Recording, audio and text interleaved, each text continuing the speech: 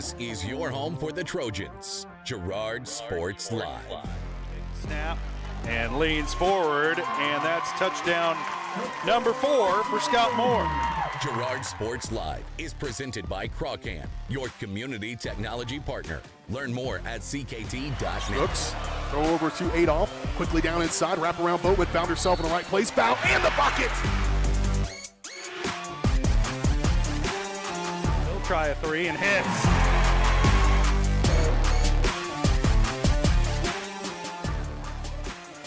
Adolph with it up top, being guarded by Gass. Dryett down the lane, off the glass, and good. Nice instinct by Adolph to just take it to the bucket. Fielded on the short hop, fires this one across. Able to throw the runner out by a step and a half.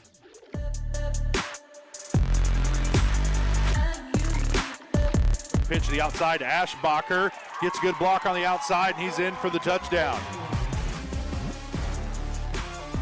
It's time for the Trojans. On your home for Girard High School Athletics. Girard Sports Live. Girard Sports Live.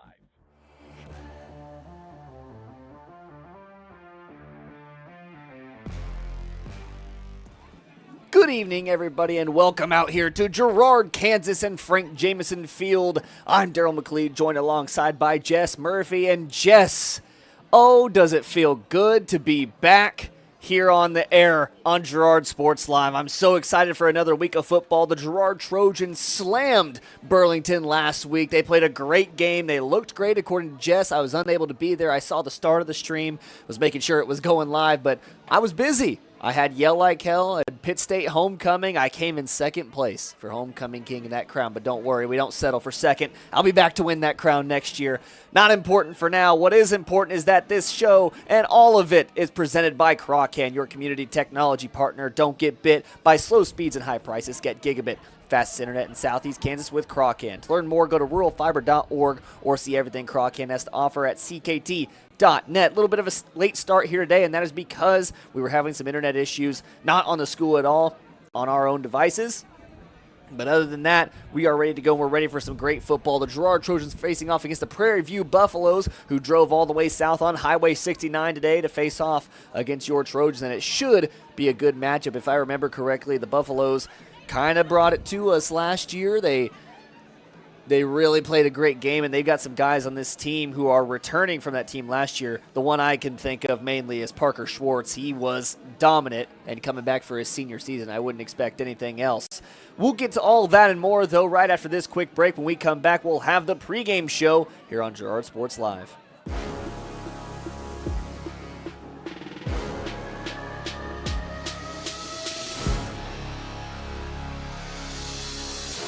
Today we're going to do an experiment to see just how fast Crawcan's multi-gig internet is. In your email, you'll find 2 links. When I say go, click on the first link to download the 500 gigabyte test file. Go!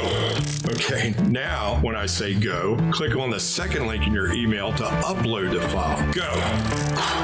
I guess it really does eclipse all other internet. Release the Crawcan. Monstrous multi-gig speeds for a low, no-nonsense price.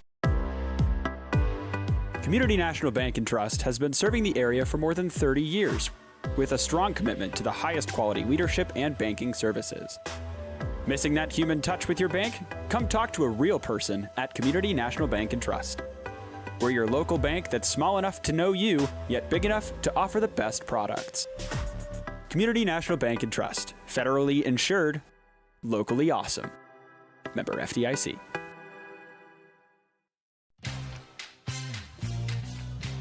Tries to make something out of nothing. The Trojans all over him. It's going to be a big loss. The Trojan sack means $2 short stacks at Eastside Cafe. Kick off your day with a hearty breakfast or take that midday break at Eastside Cafe. And this fall, when the Trojans get a sack, you get $2 short stacks the following day. Dine in only. Restrictions apply. Eastside Cafe, a favorite of the 4 states winner. Go Trojans from Eastside Cafe. You've heard go big or go home. At Big Iron Auctions, you can go big from home. With thousands of pieces of equipment, active auctions, bidding at your convenience, and an easy-to-use site, BigIronAuctions.com can help you grow big. Call Tyler Jackman at 620-404-8115 to see how Big Iron Auctions can help grow your operation. Bid now, list now at BigIronAuctions.com.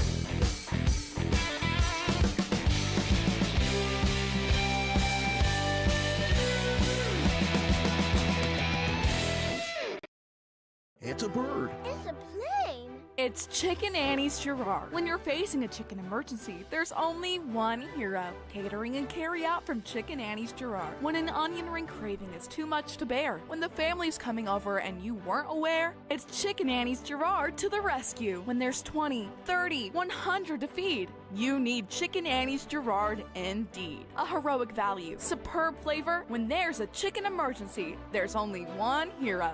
Chicken Annie's Gerard.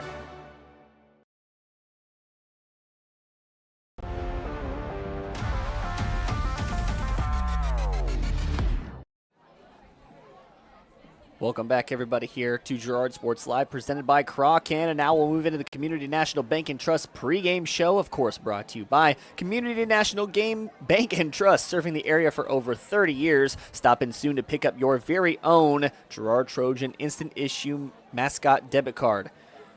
Community National Bank and Trust is a proud supporter of Girard Schools, equal housing lender, member FDIC. Learn more online at mybankcnb.com. All right, Jess, we got a lot to talk about. First, if you could just give me a little rundown of what happened last week and what the boys can build off of to make this week a little bit better. Well, last week, Daryl, Gerard just showed up in Burlington and just opened a can. I mean, they jumped on them from the very get-go. I mean, took an early lead, dominated all aspects of the game. Burlington did come to life there late in the first half. If I remember right, it was a special teams play that gave them a big kickoff return, and they was able to score a touchdown off of that. And then after that, there was just not much else going on. Gerard just dominated from start to finish and got out of there with a big, big win. That's how I remember seeing it anyway.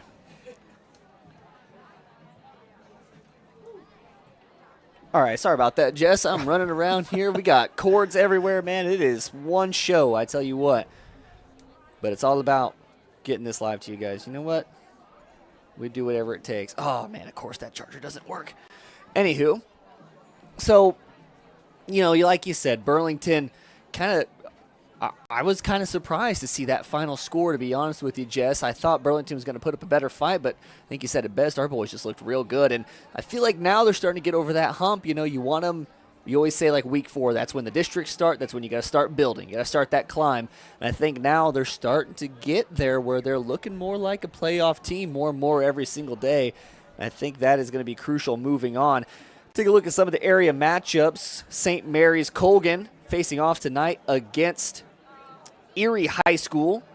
So St. Mary's Colgan traveling over to play against Erie at Erie. I think that one will be an interesting game. I think Colgan should have a pretty easy time there, if I do say so myself. Of course, you never know in the grand scheme of sports who's going to win and who's going to lose. Frontenac High School is facing off against the Columbus Titans tonight. You can go and watch Carson Cobb on Columbus Sports Live. He'll have the call over there for that one. Riverton is at Fredonia tonight, or excuse me, hosting Fredonia tonight. So Riverton and Fredonia, that one should be a good game.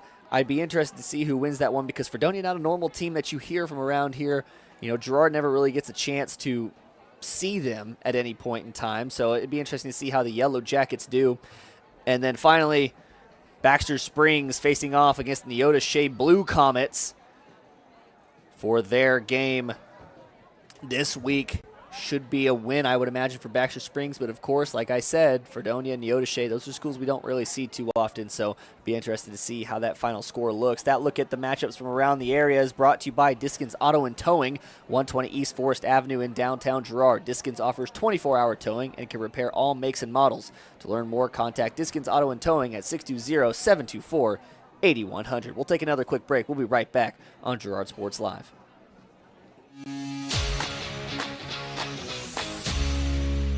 Here at Pittsburgh Interiors, we are proud to be family-owned and operated, serving our community with quality style and service since 1999. Step into our showroom and explore furniture, flooring, window treatments, mattresses, and more. Whether you're designing a dream home, office, or simply just adding that finishing touch, our expert team is here to help. Discover why families and businesses have trusted us for over 25 years. Pittsburgh Interiors, where style meets comfort and family comes first. At Girard Medical Center, we're more than a hospital. We're your hometown healthcare team. From family medicine and emergency care to lab services, surgery, imaging, and beyond, we're here when you need us.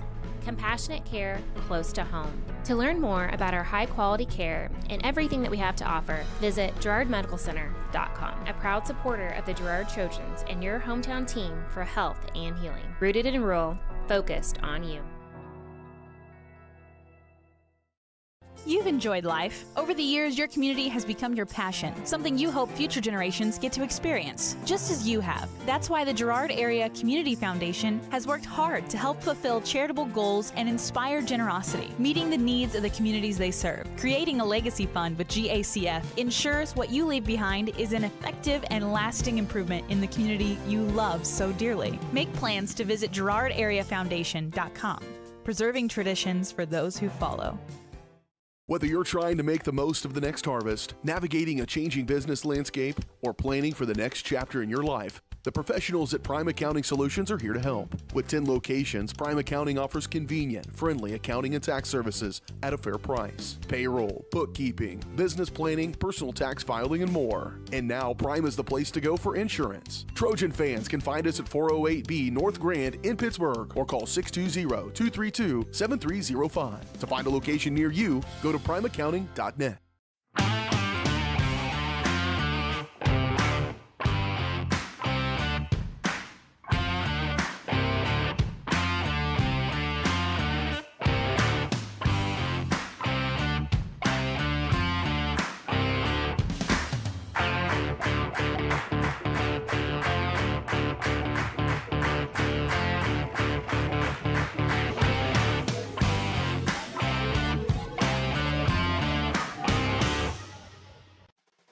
At the Farm and Ranch Division of the Four-State Agency, we're a team of experts who genuinely care about you and your farming operation. That's why whether it's a visit to your farm or a friendly chat at our office, we're committed to delivering the service you deserve. Our team is fully licensed in both crop insurance and LRP, allowing us to cover your entire farming operation across Kansas, Missouri, Oklahoma, and Arkansas. Contact us today to see how we can help.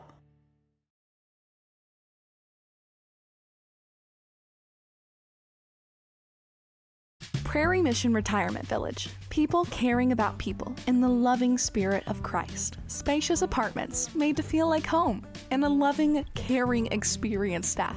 That's the Prairie Mission difference. A continuing retirement community promoting person-centered care with an on-site clinic from Labette Health and offering independent living apartments, assisted living, and long-term care.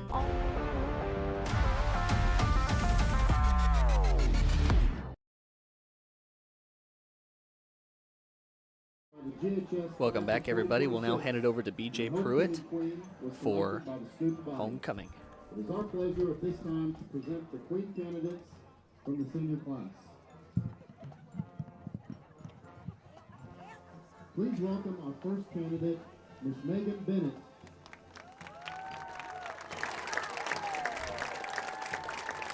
Megan is the daughter of Travis and Cindy Bennett. She is the FFA chapter reporter, HOSA president, KX co-president, SAD secretary, a Renaissance card holder, and honor roll recipient.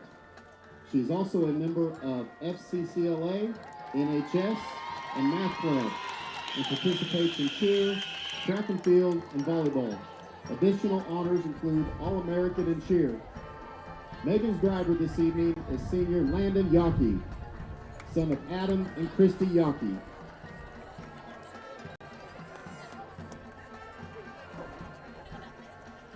Please welcome our second candidate, Miss Maddie Kester. Maddie is the daughter of Aaron and Melissa Kester. She is the class of 2026 secretary, FBLA secretary, FCCLA co-president, and district vice president of finance. KX Stuco representative, SAB president, a Renaissance card holder, and honor roll recipient. She is a member of SAFE, Math Club, and NHS, and participates in basketball, softball, track and field, and volleyball. Maddie's driver this evening is senior Seth Wilson, son of Scott and Beth Wilson.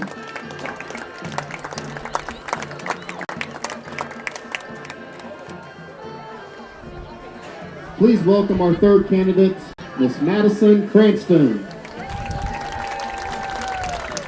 Madison is the daughter of Greg and Holly Cranston.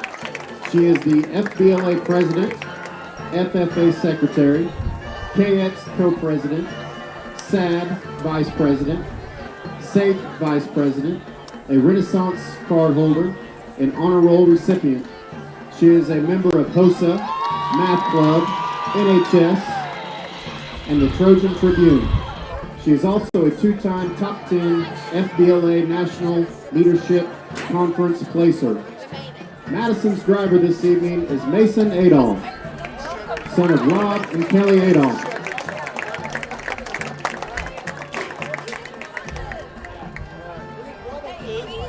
Please welcome our fourth candidate, Miss Maggie Nigaman.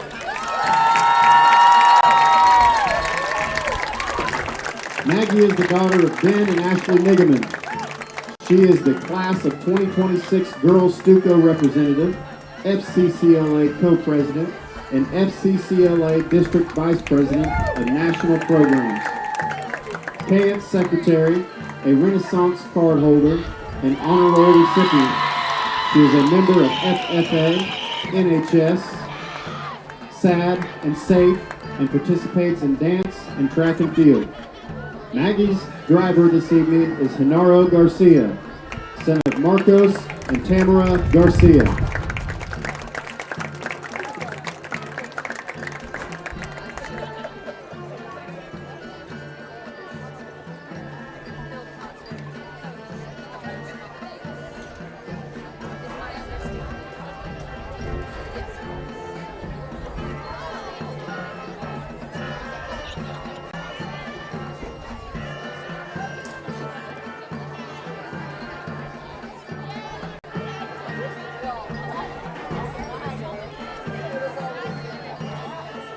Megan Bennett is escorted this evening by senior Caleb Humble,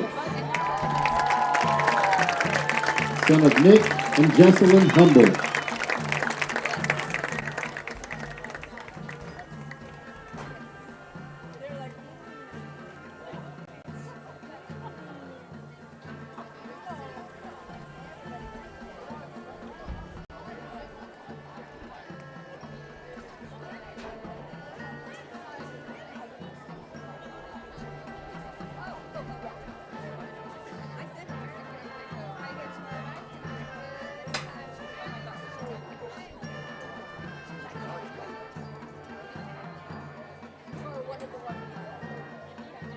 Maddie Kester is escorted this evening by senior Owen Murphy, son of Jeff and Sabrina Murphy.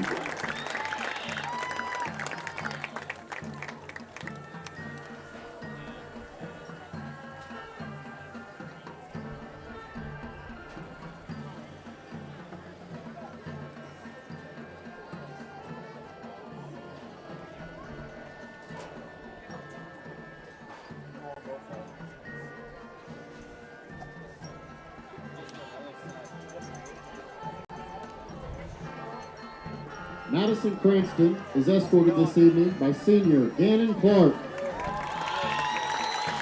son of Joseph and Meredith Clark.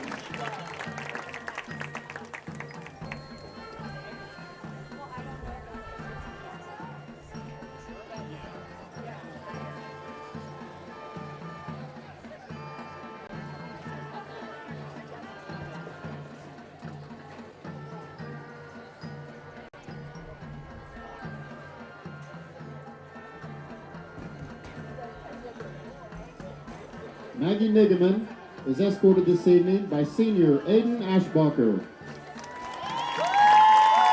son of Henry and Jill Ashbacher.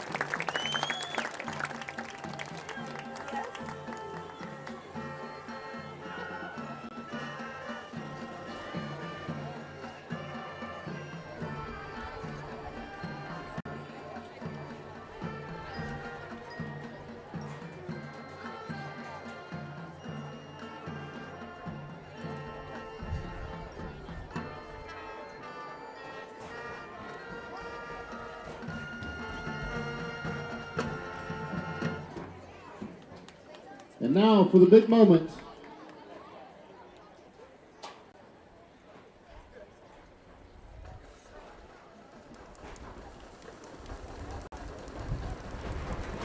The Girard High School 2025 Fall Homecoming Queen is Maggie Nigeman.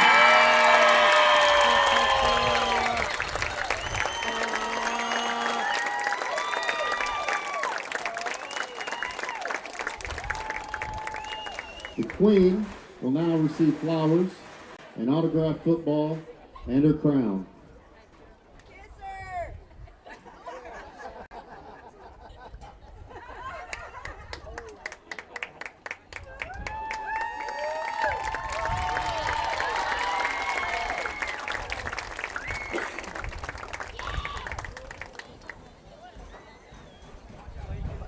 Congratulations to the 2025 Homecoming Queen, Maggie Nigeman.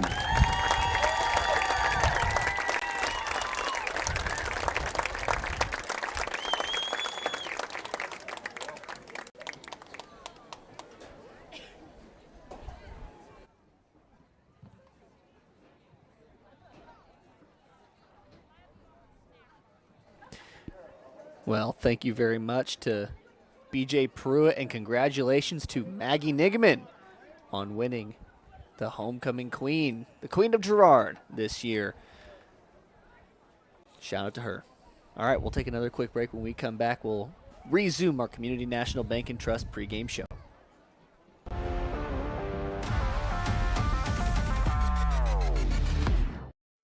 At Fort Scott Community College, we understand that a scary part of figuring out your future isn't only answering the question, what should I do, but where do I belong?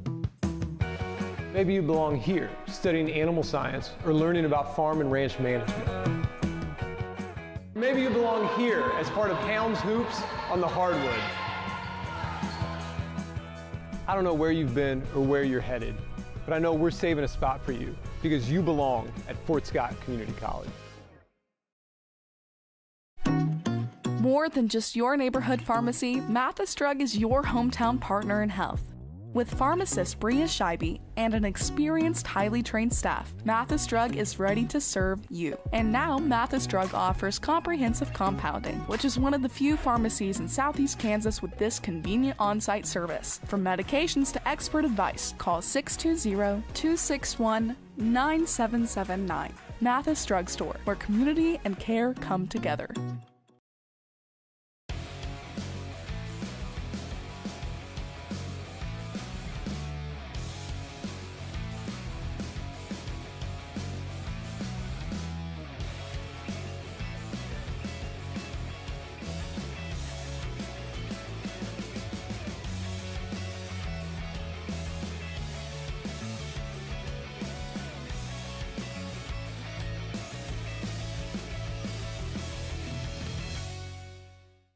Hi, do you offer insurance bundling? Enter authentication code to start transaction. Where would I get the code? Please enter code. Okay. Sometimes humans are just more helpful. Wrong. Let's talk about bundling and see if there are other ways for you to save with a super check. That sounds great. Here, take a look. Farm Bureau Financial Services. It's your future. Let's protect it. Call Judd, Lori, Jenny, or Amber in Girard today. Call service is outstanding in their field. especially for those that are stuck, well, out standing in their field. Coles carries a wide selection of farm, industrial, and heavy-duty tires, all from the best brands in the business. And they've got farm service trucks ready to go. Plus, Coles continues to be the place folks go for car and truck tires, repairs, oil changes, and so much more. If you're in the market for new tires in Southeast Kansas, make the right call to Coles Service, 620-724-4121. See more at colesservicellc.com.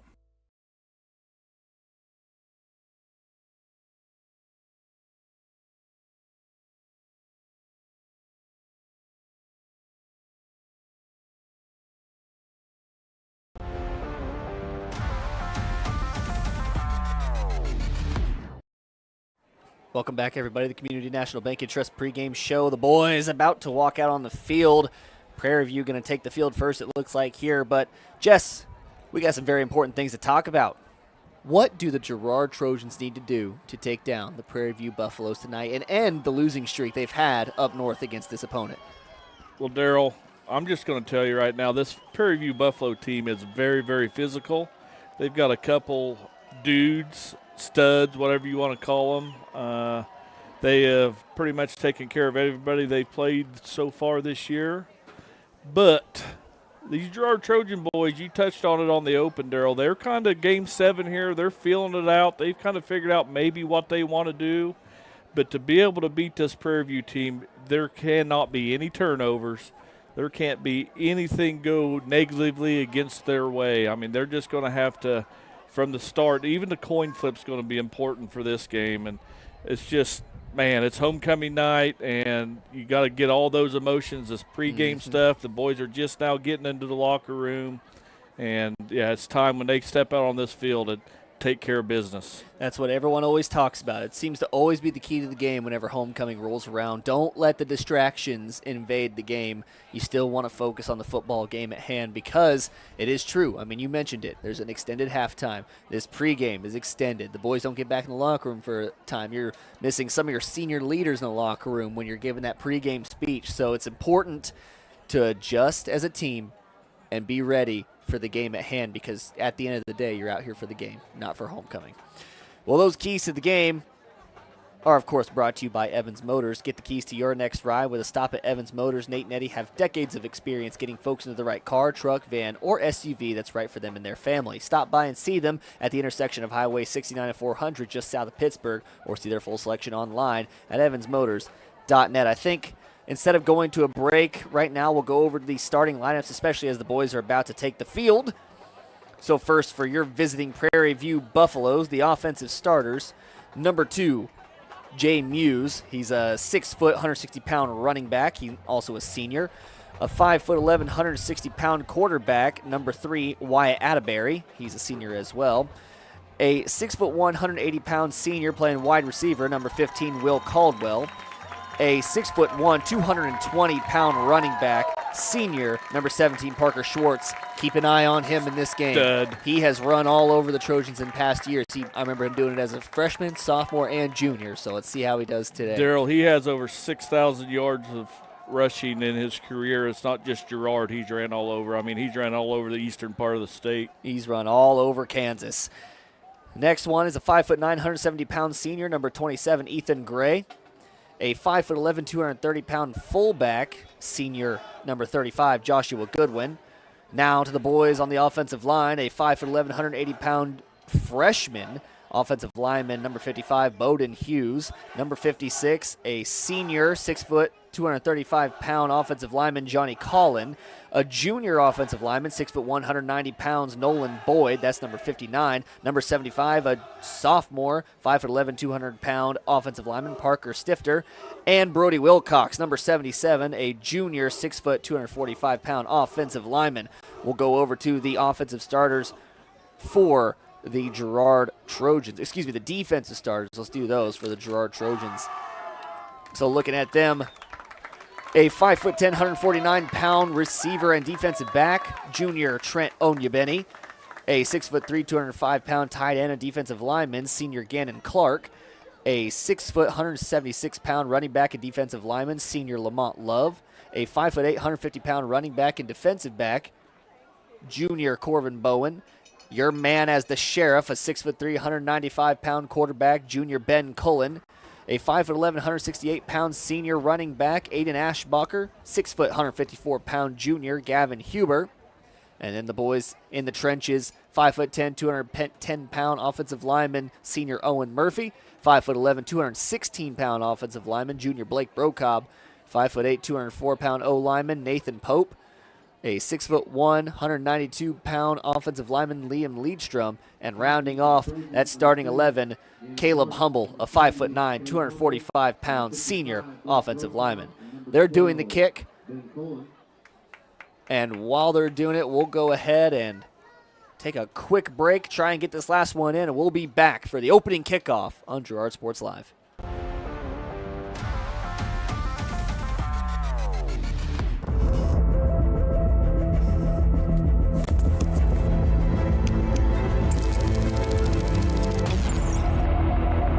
How is it so fast? With Crawcan's multi-gig internet, you can experience monstrous speeds for every device in your home or business at the same time for a low, no-nonsense price.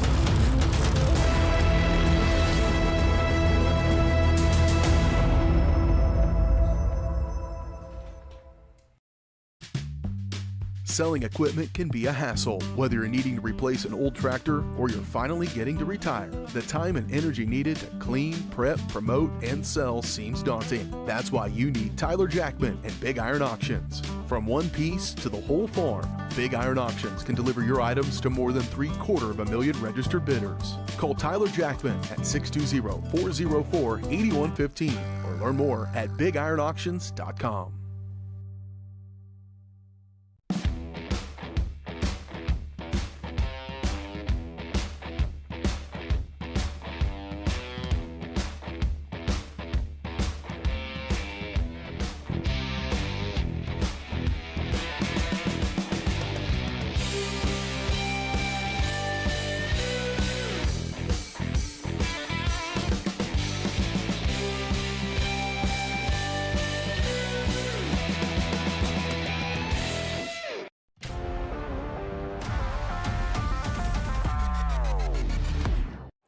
Welcome back for opening kickoff here on Girard Sports Live. This opening kickoff is brought to you by... Oh, well, give me just 1 second. Of course, the opening kickoff always brought to you by Farmers Bank. Farmers Bank is proud to have helped with the growth and development of the communities we serve. Farmers Bank is looking forward to a brighter tomorrow. Farmers Bank, locations in Hepler, Walnut, St. Paul, and Girard. It's off and away, and the return is happening for Prairie View. He's got a little hold to the outside. He makes a man miss and cuts it back up the middle, and then is wrapped up by a few Trojans. That was Jay Muse on the return. Yeah, number 13 for the Trojans, Adam Basari comes in there, gets first contact. I saw number 22 in there. That is going to be Boston Malikas, kind of help wrap it up. And pretty good field position here for Prairie View to start this game. Starting on the 34-yard line.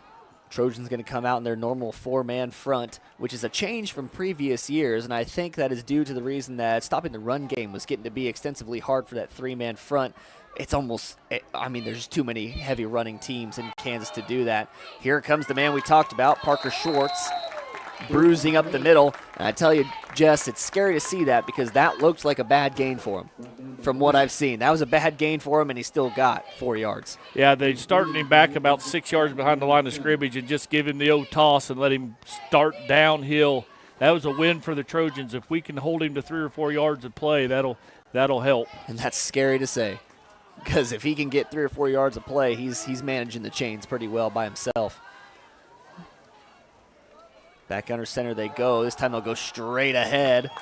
And Parker Schwarz will pick up another 4 yards. Yep, that was a good stick right there. I think that was Corvin Bowen coming in from the safety spot. Trojan linebackers had their hands on him. Bowen comes in and finishes them off. It's going to bring up 3rd and short right here. And it might be something, Darryl, Trojans maybe need to put in some exotic run blitzes here, shoot some gaps, and gamble a little bit here to have a chance. I mean, if I had to guess, I'm going to guess 17's getting the ball, but we shall see. He does get it, and he's got enough for a first down. Another gain of 4. Yep, that was Owen Murphy coming D-tackle. Met him at the line of scrimmage, but Schwarz is so strong. drug a couple Trojan defenders for it, but just to gain a 3.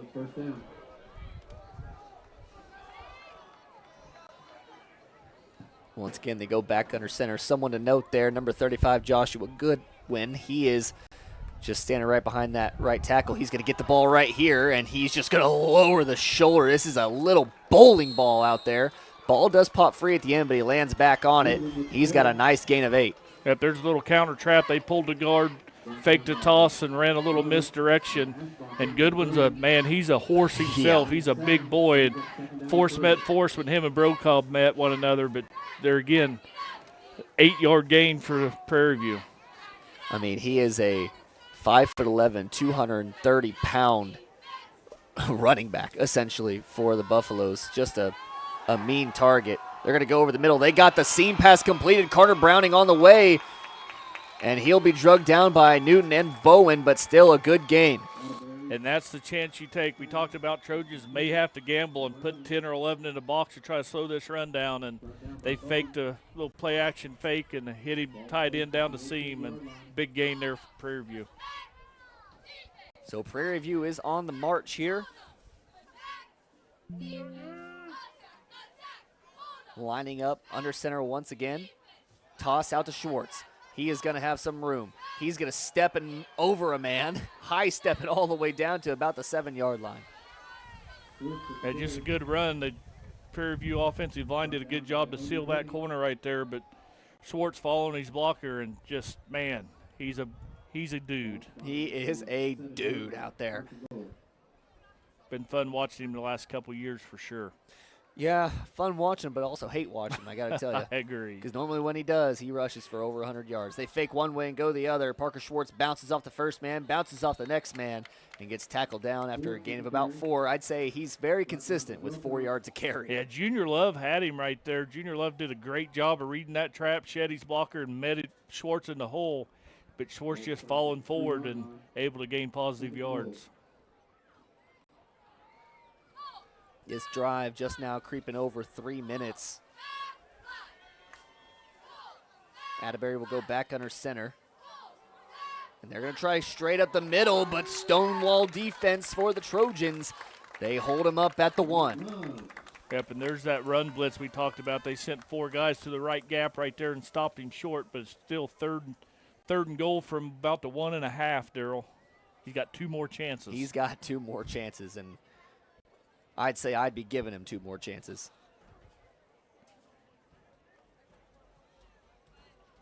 Atterbury back under center. Pretty much the same formation we've seen this entire drive. Here comes the blitz. They go to Schwarz. And that's going to be close. They're not signaling him in. Another stand for the Trojans. They have 1 more down. There again, Trojans just showing blitzing through the double A gap blitz. That time they was able to get through and stop him for a no gain, but here it's all on the table right here, Darryl. 4th down. 4th down and 1. Can the Trojans complete the stand?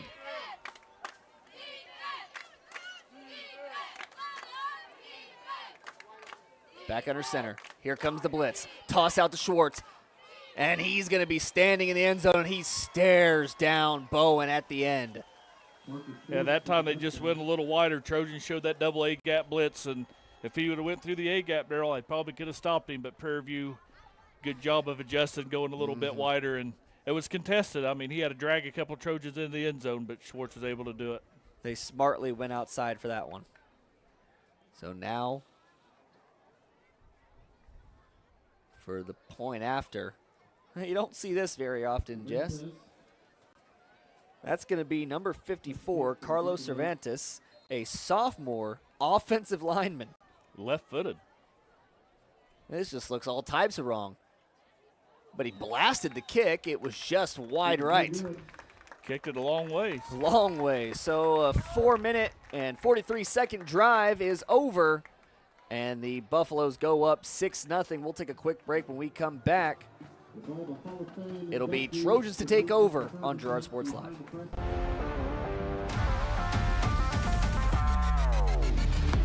Farmers Bank is a proud supporter of Girard schools. For generations, Farmers Bank has worked with local leaders, businesses, and residents to help shape the future of Southeast Kansas. Farmers Bank is proud to have helped with the growth and development of the communities we serve. As partners in business and friends in life, Farmers Bank is looking forward to a brighter tomorrow. Farmers Bank, with locations in Hepler, Walnut, St. Paul, and Girard. Equal housing lender, member FDIC. It's a bird. It's a plane. It's Chicken Annie's Gerard. When you're facing a chicken emergency, there's only one hero. Catering and carry out from Chicken Annie's Gerard. When an onion ring craving is too much to bear, when the family's coming over and you weren't aware, it's Chicken Annie's Gerard to the rescue. When there's 20, 30, 100 to feed, you need Chicken Annie's Gerard indeed. A heroic value, superb flavor. When there's a chicken emergency, there's only one hero. Chicken Annie's Gerard.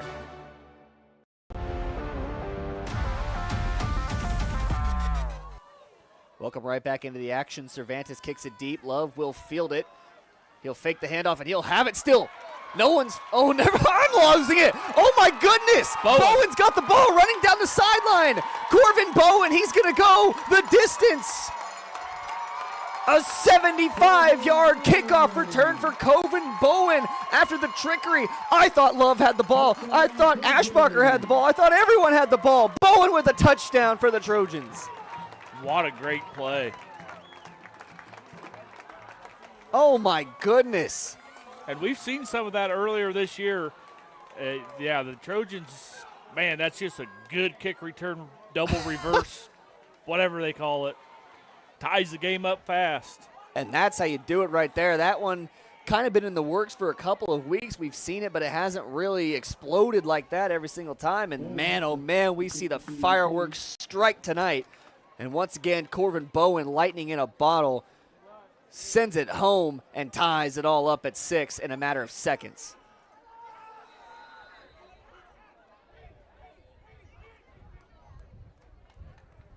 Trojans struggling getting the right personnel out there. They finally do, though, and now Poland's set to kick the extra point. It's up, and it is good.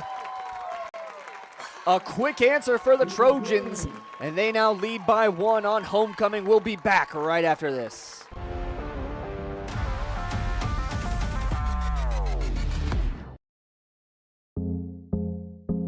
I was raised in a small town, and there was a lot of people who took time to invest in me. And so when we decided to open up our offices, we want to make sure that we're pouring back into the community that's giving to us. We care. We want to be involved. We want to have a passion for what you have a passion for. We want to be able to give back.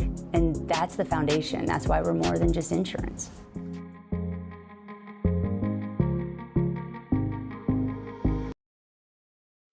At Fort Scott Community College, we understand that a scary part of figuring out your future isn't only answering the question, what should I do, but where do I belong? Maybe you belong here, preparing for a career in healthcare as part of Fort Scott Community College's nursing program. Or maybe you belong on stage as part of the Hounds band or theater department. I don't know where you've been or where you're headed, but I know we're saving a spot for you because you belong at Fort Scott. Welcome back. Poland set to kick it away. No answers here. Prairie View on the return. They'll run right into the midst of the Trojan Sea, and they'll be down at the 32-yard line. Trojan special teams putting on a clinic right there. Big kick return for a touchdown. Good stop right there. Now we'll see how this Trojan defense can handle that opening drive. Of course, I didn't get to see the Burlington game, Jess, but the last couple of scores I've personally seen for Girard have been on special teams. We had the blocked punt in that game a few weeks ago on senior night, and now we have the kick return here for the Trojans. Special teams starting to pay off. 1/3 of the field, as Phil Potts said. Schwarz now shoving his own man down and fighting forward for a few extra yards. Yep. Nothing fancy. They just run that toss to the right. Trojans able to defensive linemen. We talked about it pregame. I did with Coach Hudson and Coach Phil Pott, Darryl. The down 4 defensive linemen have to be able to sustain their blocks and let those linebackers run free, and that time they was able to do it. All right, little bit of a change here. They're going to put Goodwin in the backfield, and they're going to put Schwarz at that little up back behind the tackle. He's going to go in motion, and they're going to hand it off to Goodwin. Oh, my goodness. That was a grown man run there, fighting forward for extra yards. That's just mono-y-mono, Daryl. It's just for a high school football game, there's going to be some pads popping tonight. My goodness, that's a... I'd be scared to tackle him. He is not afraid of contact. Here we go, 3rd and short. See if the Trojan defense wants to gamble and put on a blitz. Yeah, the only part that's hurting them is that toss sweep to the outside to Schwarz, which they will fake here and hand off to Goodwin. He's got a hole. And Goodwin, he is rumbling. Goodwin is bumbling down the side of the seam and is finally taken down. Good open field tackle there at the end. Yeah, after 3 Trojans bounces off of him, big gain there. There's that little counter trap. I mean, the guard pulls out. They run a little misdirection with Goodwin, and, man, that popped for a big gain.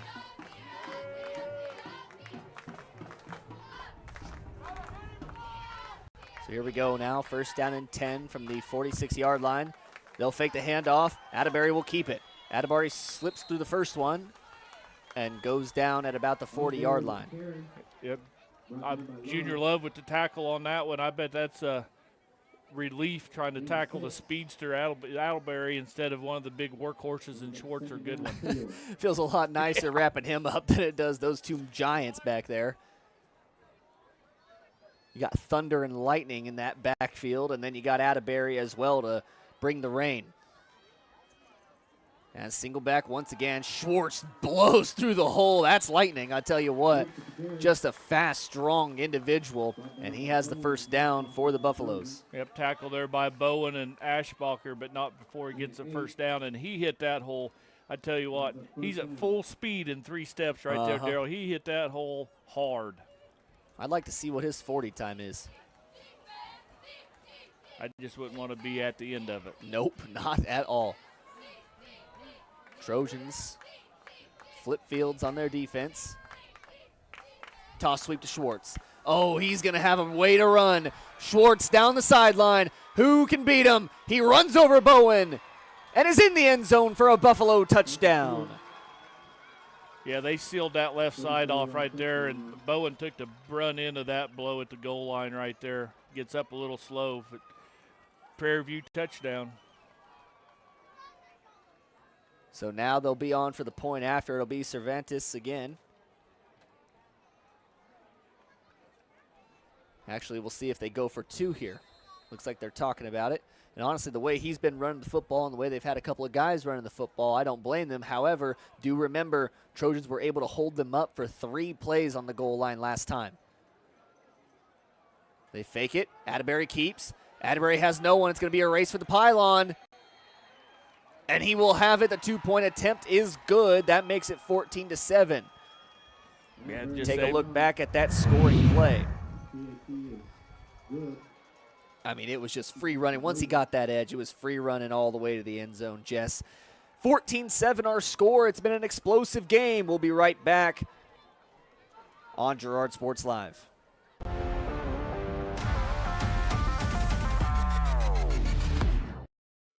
At Fort Scott Community College, we understand that a scary part of figuring out your future isn't only answering the question, what should I do, but where do I belong? Maybe you belong here, preparing for a career in healthcare as part of Fort Scott Community College's nursing program. Or maybe you belong on stage as part of the Hounds band or theater department.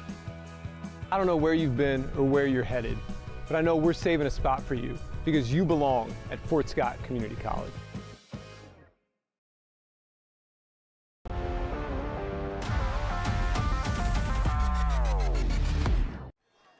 Welcome back. Buffalo's set to kick this one away. 14-7 our score. We have yet to see the Girard offense, and that is because of this explosive return team made up of Trent Onyebeni, Corvin Bowen, and Lamont Love.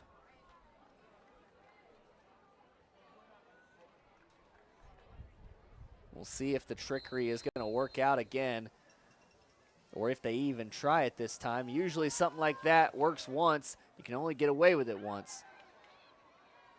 Oh, they're running over each other now. but Huber breaks a tackle. Huber in the open field. He is still standing.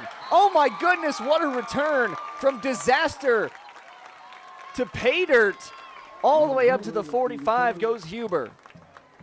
That wasn't quite how they drew it up, but it almost worked again, Daryl. Well, broken clock is right twice a day, right, Jess?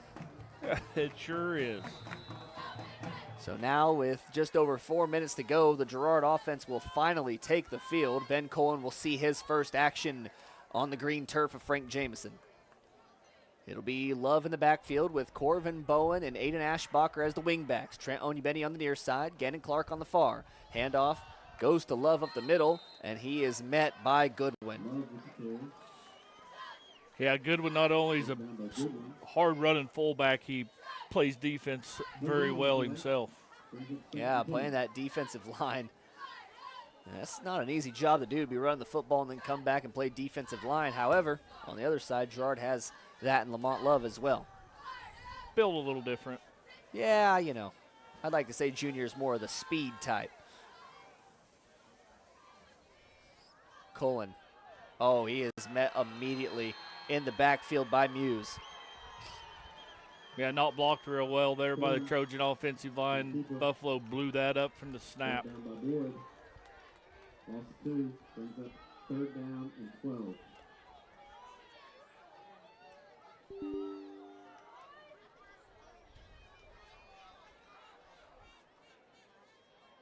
Trojans try to get the Buffaloes to jump off sides. Buffaloes in a, looks like a 3-4 defense here. Schwarz, one of those linebackers, and Goodwin, one of those defensive ends. Colin steps back, running into a whole lot of his own players. He's got a man down the sideline. It's Bowen, and Bowen will make the catch. I was looking for any laundry in the backfield, Jess. I thought surely with the amount of time Colin had. No, Ben Colin, great job. Felt the pressure, stepped up into. Now you can talk over it, Jess. No, go ahead. But yeah, no, you were exactly right. Colin felt all that pressure and was able to step up in the pocket and then just delivers a dart on the run. I mean, if he puts that further, Bowen runs into a defender, and if he puts that any farther back, that defender from underneath is able to intercept that ball. But now here we go. Trojans once again with a 1st down and 10 from the 37-yard line. They try once again to get the Buffaloes to jump off sides, but so far they have been disciplined on that defensive line. Trojans look a little awry here, but Colin's just going to make his way out of bounds for a nice little 5-yard gain. Yeah, one thing we talked about last week, Daryl, at Burlington, Colin played the 4th quarter maybe a little bit banged up, and when I was down there on the field, he's got a big wrap on that one of his ankles. I don't know my right from my left, but I did talk to Ben, and he's told me it's nothing to worry about, that he's fine. But oh, well, he's a tough kid. I'd expect no other response, Jess. But yeah, you may see it there where he may look for that contact normally, just go straight out of bounds. 2nd down and about 5. It's going to go to Bowen on the jet sweep. Bowen cuts up field, and Parker Schwarz with a strong tackle. Gain of 2 on the play. Yeah, I don't mean to laugh right there, but there again, size difference. Parker Schwarz makes 2 of Corvin, and just, yeah, Corvin hit that side, thought he had an opening, and 17 of Prairie View just shows up out of nowhere and slams him to the turf. And I got to tell you, Jess, the scariest thing about it is Bowen's going in motion. He's got a head start on Schwarz, and Schwarz is able to catch him. I mean, a guy that big. Keep in mind, Schwarz weighs 220 pounds, sitting at 6'1". Bowen is not that large, and they're running at about the same speed. Dart over to Onyebeni. He makes the reception, and it's a 10-yard catch and run for a 1st down. Yeah, we saw this part of the Trojan offense last week in Burlington where Ben Colin had a tremendous game, and I want to say Sports in Kansas named him maybe the player of the week. And, I mean, this air attack, this Trojans is working, and I hope we can continue to see it. Absolutely, and it seems like our receivers are just beating the cornerbacks right now. They're getting open. Of course, it's not usually part of our identity to throw the football. I'd say we're pretty much a ground and pound team. However, when you got the arm talent that Colin does, you might as well go for it. Pitched out to Bowen. He's going to have a tough time getting to the edge, but he does. Bowen is able to get around the first few defenders, and he makes a gain out of nothing. That's all Corbin Bowen right there. You're right. They had him sealed off. He split between two backs, able to get a good 5-yard gain there on first down. Nothing's going to be easy tonight, Darryl. Absolutely not. Brings up second down and 6. I'm interested to see how this goal-to-go situation goes, actually. I mean, not quite goal-to-go yet. You can still pick up the first down, but inside the 10-yard line, I know this Buffalo defense has something cooked up to stand tall. Out to Ashbacher. He's going to lower the shoulder and go for contact, but he is met with force, a gain of 1 on the play. Ashbacher with the carry. I think that was Parker Schwarz again, as Ashbacher wanted to go one-on-one with him. Schwarz wins that battle. But, Darryl, we need to talk about, too, this is pretty back and forth here, but it's still first quarter. Oh, man. If we're going to be a guts and grits and see who's got a lot of stamina if they're going to play this hard for 4 quarters. We've got ourselves a football game here on homecoming night. Got a lot of football left and 2 great opponents here. We're down to 40 seconds left in the first quarter. We're going to take a timeout here as the play clock's running out. Timeout on the field. Called by the Trojans. So they're going to take a timeout to talk things over.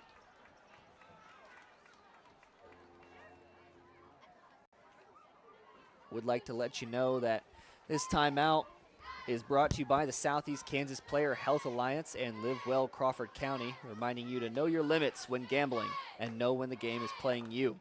If you or someone you know has a gambling problem, call 1-800-GAMBLER or 1-800-426-2537 for free assistance. You can meet behind the end zone blinker. If you'd like to take part. Well, Jess, at this timeout, you got 3rd down and about 4 yards to go. Prairie View has stood tall in these last few plays, and we've seen that the air attack has worked for the Trojans on these big 3rd downs. What do you think Coach Philpott goes to here? Well, I think Coach Philpott's drawing up the next 2 plays right here, Darryl. I think we're in 4-down territory. We're going to struggle maybe stopping, keeping Prairie View off the board if they've scored a ton of points all season. So whatever you do, you put your best couple plays in back-to-back and maybe even run tempo right here. We'll see if they do just that. You do have 2 plays to try and get this. They're going to go a backdoor screen to Onyebenny. Onyebenny, he makes it through the blocks, and Onyebenny's going to score. What a play. Good play design right there. Another passing touchdown there by Colin. So Ben Colin with the passing touchdown, and Zeb Poland set to kick the extra point. Kick is up.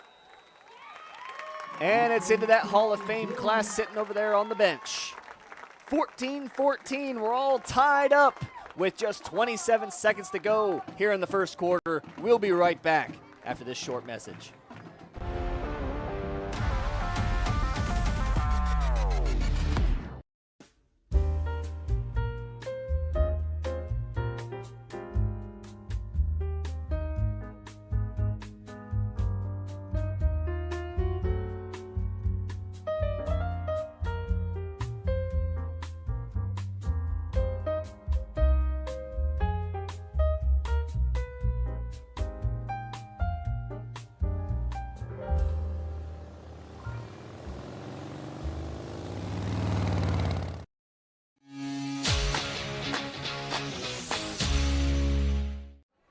Welcome back.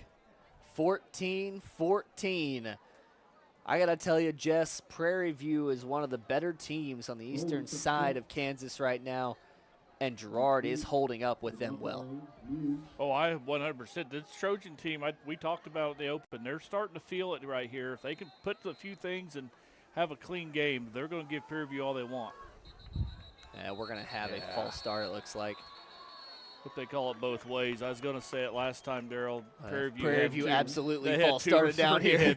Yard head start on their kick return, too. But I just thought maybe, we might get a kick return. I don't want to say anything, but No, I saw it too. These front two guys right down here both did.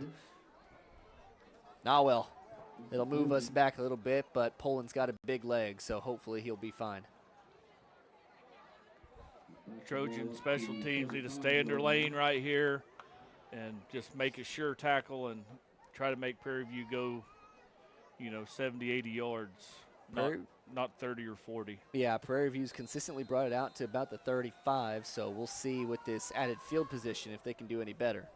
This one's a big kick, though. Muse is going to field it at about the 15-yard line. Muse, he's got a little bit to run, and a nice tackle is made. That one's going to be number 23, Gavin Huber. Nice tackle right there, open space. Just, good special teams play. So that penalty actually didn't hurt anybody. Daryl are starting about where they've started their first two drives. It'll be the 32-yard line. If anything, this is a little pushed back for him.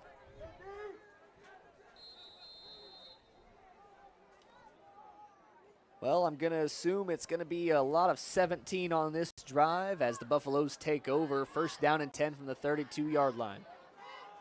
Atterbury under center. Tosses it to Schwarz. He is met by Brocob, who makes the line of scrimmage tackle. Yeah, good play there by Brocob. That's what the Trojans are going to need. That's probably going to take us to the end of the first quarter right there. Yep, it looks like the Buffaloes content with going out of the first quarter tied. And that'll be the horn, and we're all tied at 14. Homecoming night. The Trojans and the Buffaloes giving us a good one. We're all tied at 14. We'll be right back after this short message.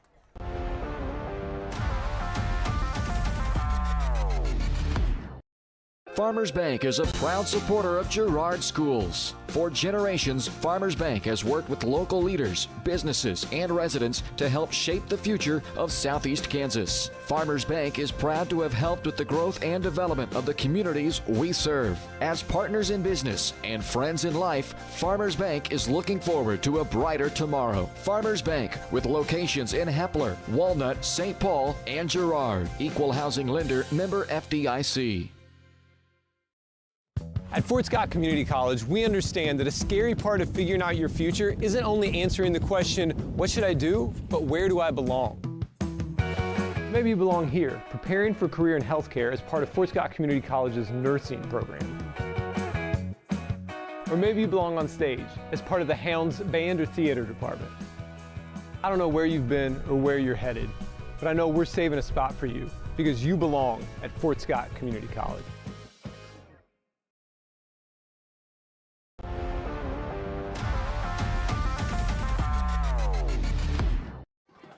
Start of the second quarter. Prairie View will be going towards the east now. Second down and about 9 yards to go. Toss sweep once again to Schwarz. And we see the power he has as he moseys on forward for about a 3-yard gain. I mean, that's about all the Trojans can do right there. I mean, they sealed that up. Prairie View goes to the short side, be the left side of that Trojans defense, and they've kind of attacked that one direction all night with Schwarz, and then they run that counter trap back the other way with number 35. And the Trojan defense, they're doing all they can to stay in this game. Yeah, it's clear that the Buffaloes see something with that far side now because they've run to that direction every single time. And Schwarz with a burst of speed up the middle, gain of about 9 on the play, and he'll have a first down. And Daryl, I don't know how you stop that. I mean, Schwarz and no one else in the eastern side of Kansas has figured out how to stop much of that either, as he hits that hole full speed and just barreling over people for a big gain.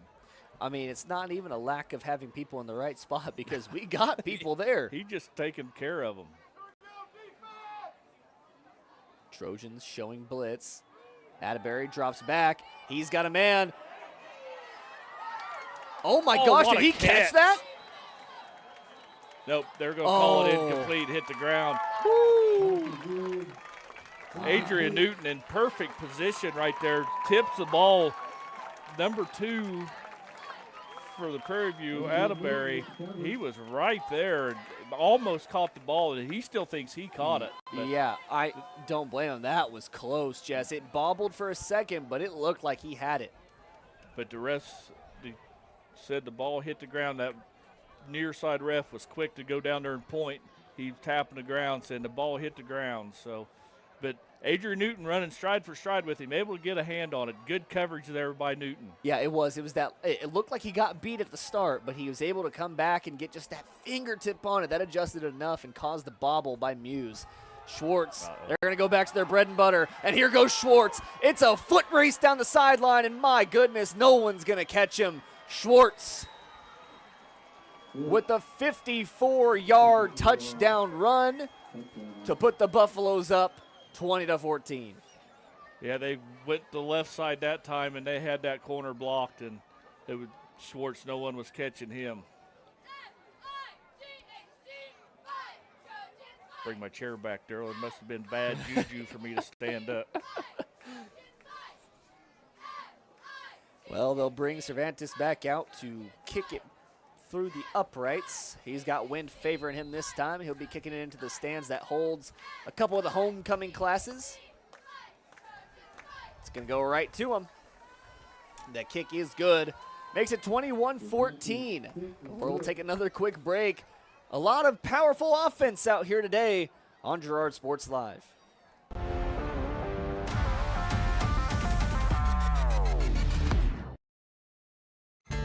Welcome to Homestead of Girard, assisted and independent living right here in our hometown. At Homestead, seniors enjoy compassionate care in a community designed for comfort. Licensed professionals provide support with daily activities, dressing, bathing, and medication management. Residents enjoy home-cooked meals and the comfort of their own private apartment. Call 620-724-6760 to schedule your tour today. Homestead of Girard, senior living with compassion, comfort, and community.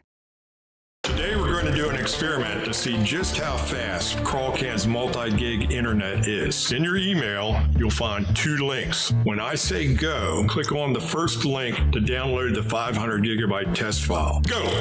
Okay, now when I say go, click on the second link in your email to upload the file. Go! I guess it really does eclipse all other internet. Release the Crawcat. Monstrous multi-gig speeds for a low, no-nonsense price.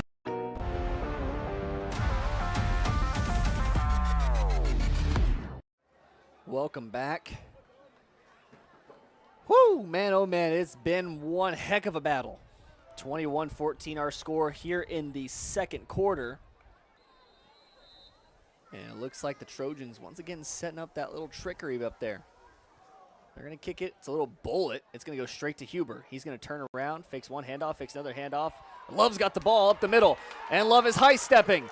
Lamar Love going to get it all the way up to the 49-yard line of the Trojans.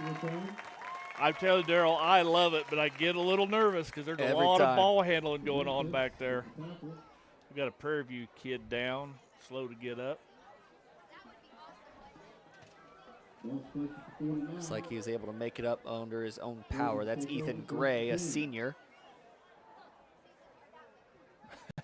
Woo. He's not. Well. Can't speculate what happened, but he maybe took a shot below the belt. Yeah. I got to say, Jess, I've seen that reaction before. And yeah, like you said, not to speculate, but I know usually what that means. Colin drops back, runs into Ashbacher, steps forward, fakes the pass, and then goes down. Man, the backfield for the Trojans, although working, has looked sloppy. Yeah, but I like that by Colin right there to protect the football. Go ahead and take a sack, take a half-yard loss, and not turn that football over. I'll take that play any day of the week by Ben Colin. Don't try to force it if it's not there.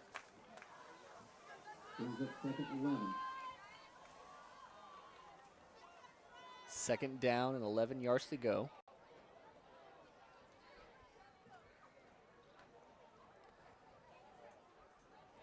They'll pitch it out to Ashbacher. He's got room to roam, but he's got one man to beat, and you're not beating him. That's Goliath himself and Parker Schwarz. Yeah, just Schwarz from that linebacker spot. I mean, just read that pitch right and beat Ashbacher to the spot. And, I mean, good play there by Prairie View. That's almost annoying. You know, every single person on Prairie View is attended for and blocked, and somehow he's the one guy who gets free. But that's why he's free. He's just that good. He's hard to block. He's good with his hands. And I gotta tell you, man, if he hasn't signed somewhere, I hope Pitt State looks at him. Trojans try to get the Buffaloes to jump off sides, and it hasn't worked once on them yet. Whoa, blitz. Oh, man, that blitz gets home. He'll be brought down in the backfield by number 59, Nolan Boyd. Loss on the play, 4th down upcoming. And the first team to not score is going to be the Girard Trojans. Yeah, and that blitz coming off that right side of the Buffalo defense, unaccounted for. And Colin took a shot now, and he gets up a little gingerly and limps to the sideline.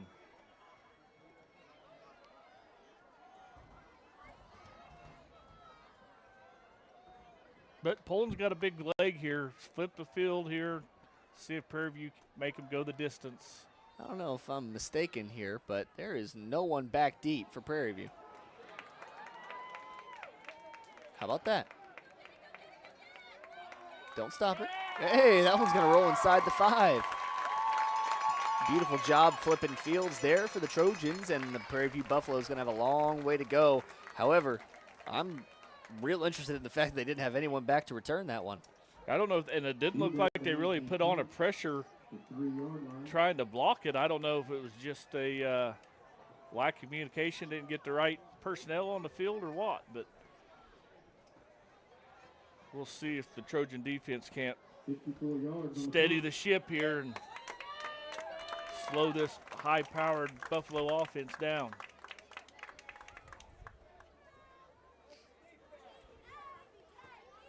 Yeah, if they can slow down Parker Schwarz, then I'll be impressed. Starting to, but still a gain of 4. Yeah, you do everything right, and just make a great play by the Trojan defense. You look over there, and you're right, Darryl, it's a gain of 5. It's like, that becomes demoralizing eventually. And I think the part that's the worst is he doesn't seem to be slowing down. He's gotten the ball every single play, apart from a few runs by Atterbury and Goodwin. And this will be one of those Atterbury keepers. And he's moving like a little water bug out to the outside, but brought down after a gain of 3 or so. Yeah, I'm sure it's we talked about kind of a sigh of relief to tackle a 160-pound kid instead of a 220-pound kid. I'd certainly be a lot more willing. Mm-hmm. Third down and 3. And that's the other thing about Prairie View, Darryl, is these 220-pound running backs, they just keep hitting you every play. You got, almost 60 minutes of this. Oh, man. Oh, my goodness. What a run by Parker Schwarz, just rolling over people. He doesn't even look like he belongs in that field. He looks like he belongs on college turf. I've went bowling a time or two, and I've seen what a bowling ball does to bowling pins, and that's real similar to what Schwarz just did to the Trojan defenders right there. He had yellow or maroon jerseys bouncing everywhere. You go back under center. They'll fake the toss, and this time they're going to go to Thunder. Goodwin is just dragging people for a 4-yard gain. Yeah, Huber did a great job of meeting him right there at the line of scrimmage, but, man, you're not going to tackle him at the shoulder pad. You're going to have to get down to his waist and below, but Huber hung on and drug him. But there again, great play, Trojan defense. 4-yard gain. You have to go low on Goodwin. You have to go for the knees, untie his shoes, do something. Cannot tackle him up top or he's going to drag you. And here they go back to Lightning. Schwarz now finding a lane upfield, bouncing through tackles, and he is still on his feet and is only tackled because he takes a knee. I think his foot slipped a little bit there. And, man, it's early here in the second quarter, Darryl, but I want to say that they're already taking the Trojan defense has taken enough hits. They're not beating him at the hole quite as aggressively as they did early in this first quarter. First down and 10 now. And yeah, you did mention it. It's starting to look like that's opening up a little bit. Good win in the backfield, though. Coach Phil Potts seen enough. He'll take a timeout, and I think it's a good time to take one with him. Parker Schwarz running all over the Trojans. Trojans will look for an answer after this short timeout.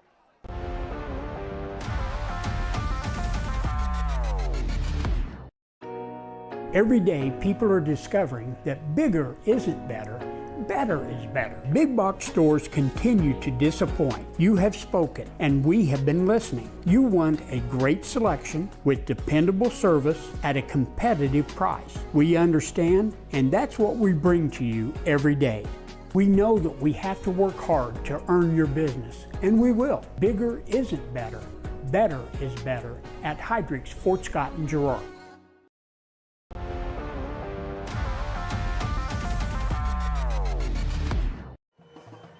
Welcome back.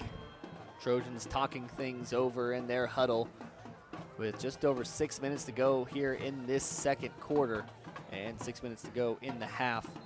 Something to mention is that Trojans were the first team to not score on a drive. Not as much concern as Parker Schwarz is right now. I mean, if the Trojans could get a stop on this Buffalo team, I'd feel a lot more comfortable with this position, but it almost feels like Trojans are already on the chase. Yeah, it might be the only thing going to stop this Prairie View team's going to be the clock. Hopefully you can just stall them out here and they run out of time. Yeah, I mean, they've only thrown 1 or 2 passes, so there we go. Not surprised. Goodwin unable to break through that time. It's going to create a 2nd down and 10. Yep, Brokaw and the whole host of Trojans met him at the line of scrimmage, and Goodwin doesn't quite hit the hole as hard as Schwarz does, and Trojan front 4 able to maintain their blocks and let the linebackers come in and clean it up, and there we go, Daryl, just what we needed, you know, a no gain right there. 2nd down and 10 now. Schwarz is the one in the backfield now. They'll toss sweep it to him. He'll cut up field and gets a gain of about 7. It's just toss play right, toss play left. And Prairie View's offensive line's doing a good job of maintaining blocks. These defensive linemen have to not get drove backwards. They're going to have to start using their hands, get rid of that offensive lineman, and slow him down at the point of contact.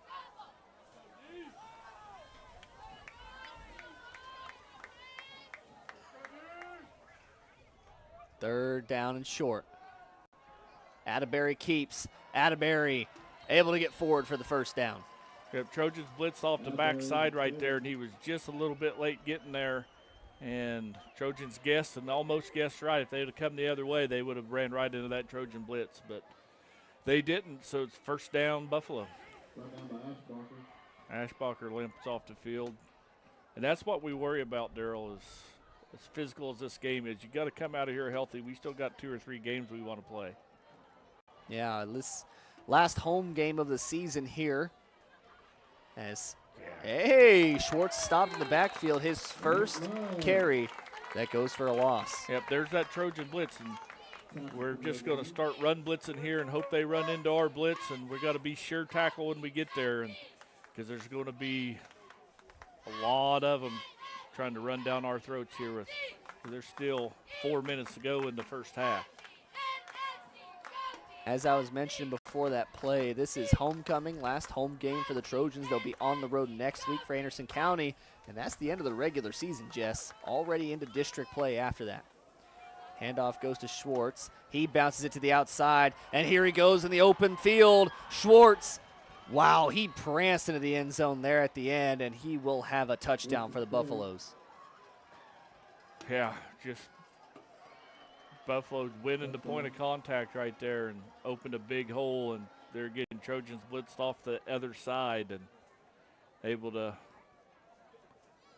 run almost untouched to the end zone.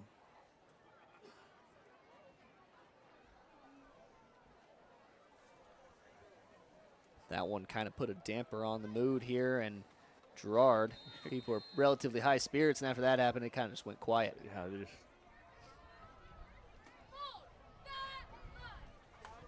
Cervantes' kick is wobbly and off right. It'll be no good. So our score will remain 27-14. We'll take a quick break. When we come back, more second quarter action here on Girard Sports Live.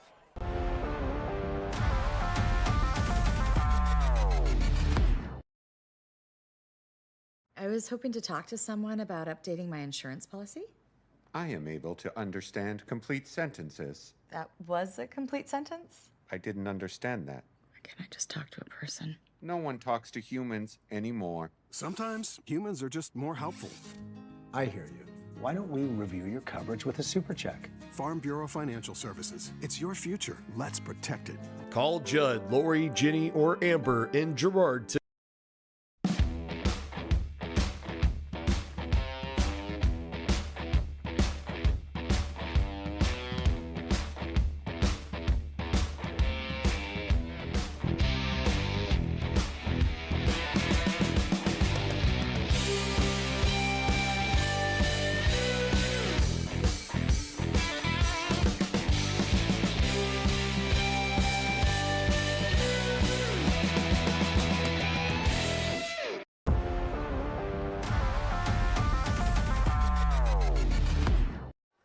Welcome back. 27-14 our score. Parker Schwarz is yet to be accounted for.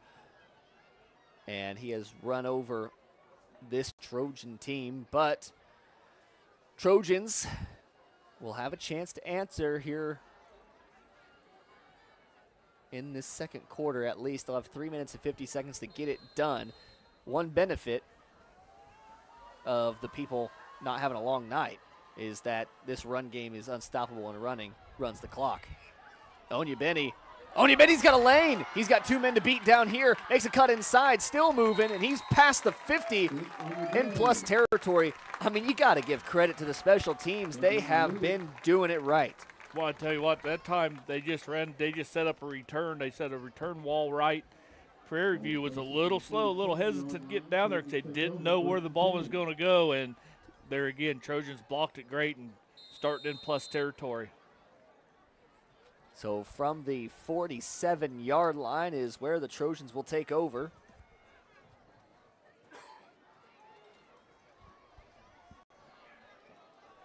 They've got a little ways to go here, but still with the clock in the back of their mind. Handoff up the middle to Poland. Going to give him forward progress out to about the 45. But, Darryl, one thing we need to talk about right here with 3.5 to go. If Trojans can somehow get a score right here, they get the ball at half, and they can come out and still make this game interesting. They're not out of it yet. They still need to dig deep, figure out a way to win this battle right here. Yeah, back-to-back scores would be huge. One thing I would wager, though, is if you give the ball back to the Buffaloes, they're going to score somehow. So you got to get off the field with the clock low. Slung out to Onyebenny. He does a little backpedaling motion and will get up to the, looks like 38-yard line, just short of the line to gain. And that little short pass can be an extension of the run game right there, Darryl, if they need it to be, you know. Instead of handing the ball off for 3 or 4 yards, just get it out to your playmakers in space and see if they can't make a guy miss.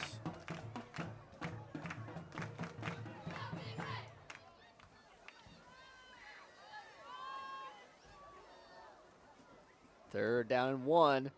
Hand off to Poland. He'll lower the shoulder, and he'll have the line to gain. Yeah, Zeb Poland, great job just keeping those legs driving, leaning forward, falling forward for a first down. Here with 2.5 minutes left on the clock, Trojans keeping those chains going. Ball placed at the 33-yard line. And it looks like Buffaloes want to talk things over, so they'll take a quick timeout. With 2 minutes and 14 seconds to go, we'll take one with them. 27-14 our score. Trojans on the march here on Girard Sports Live.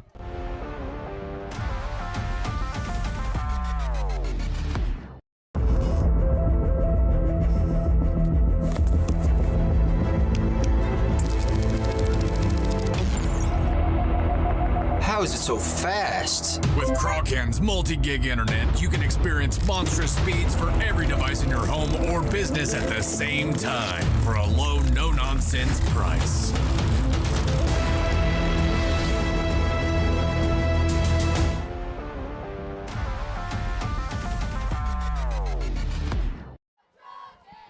Welcome back.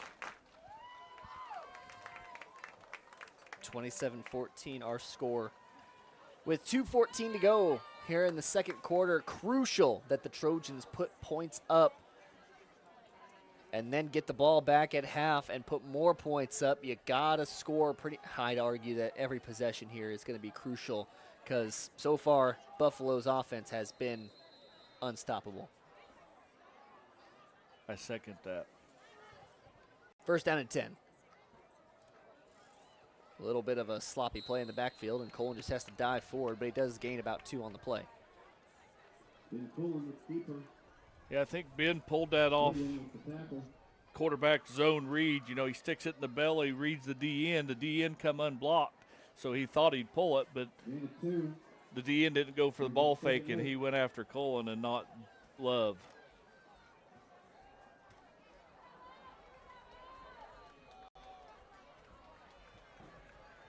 Colin now with minute 40 to go. He'll drop back. He's got time in the pocket. He's just steady himself, find his receiver. He throws a little comeback to Huber. Huber dancing around, needs to just get upfield.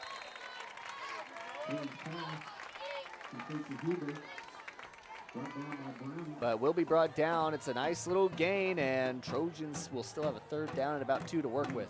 That's a good job there by Huber to come back to his quarterback scramble drill. They're going quick. Love gets the ball, lowers his shoulder. It's going to be close, but it looks like they're going to give him the spot. It looks like he got enough for the first down, so that'll stop the clock enough for him to reset the chains. Getting down to a minute to go. Trojans have about 20 yards to go here. Like I said, it is crucial that they score. Colin drops back. A couple of slant routes going across the field. Huber reels it in and smartly goes out of bounds. Okay, he had 4-man route right there, Darryl, and honestly, Colin had all 4 to choose from. As all 4 receivers, when they put the foot in the ground and hit that slant, they all come open. I got to say, Jess, in all the games I've watched for Girard, this has been the best that the offensive line has blocked. Colin, I don't think, has had that kind of time all season long. Drops back this time. And he's got Onyebenny, who stays on his feet and falls forward for a few extra yards. And now they're in goal to go. Yep, first down, so that'll, there again, stop the clock till they get the stake set, and Trojans are in a no huddle. Looks like first. We're going to have a timeout on the field. Prairie View called their second timeout. With the Buffaloes taking their second timeout, we'll just keep it right here for right now and let you know that this break in the action once again is brought to you by the Southeast Kansas Player Health Alliance and Live Well Crawford County, reminding you to know your limits when gambling and know when the game is playing you. If you or someone you know has a gambling problem, call 1-800-GAMBLER or 1-800-426-2537 for free assistance. Also, all those replays you see throughout the game are brought to you by Challenger Construction. When the toughest terrain meets trusted expertise, choose Challenger Construction. With more than a dozen revegetation services, hydro seeding and dry seeding and more. Plus, Challenger is your local call for pond building and tree trimming. Call Challenger Construction, 620-724-4222. Buffalo's going to retake the field now.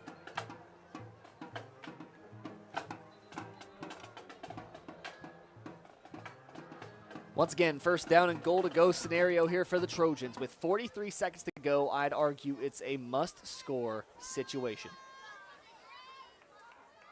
If they score here, they get the ball back in the second half.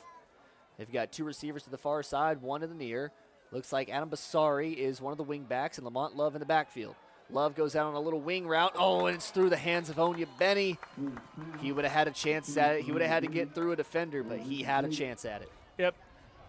Ben maybe put a little too much mustard on that one through the hands of Onyebenny, but stops the clock, just first down, so they'll make second down here. They still got 2 more chances to get it in the end zone. Yeah, no need to panic whatsoever. And the best part, Darryl, is even if they don't score here, Buffalo's probably not going to have enough time on the clock to do much with them. So we hope not. I don't know. I think Parker Schwarz can run a long way in just 40 seconds. But I would argue with their run game, it's going to be hard for them to get going. Oh, Basari loses the pitch. Fall on it. And he's going to pick it up and go down. And, man, not the play you draw up there. And by that, I mean losing the ball. Yeah, you got to take care of the football. We talked about it. So one of our keys of the game was no mistakes. And there was the first one the Trojans made so far this game, and it's going to cost them their final timeout. Well, with them using their final timeout of the half, we'll take it with them. 32 seconds to go here in the second quarter.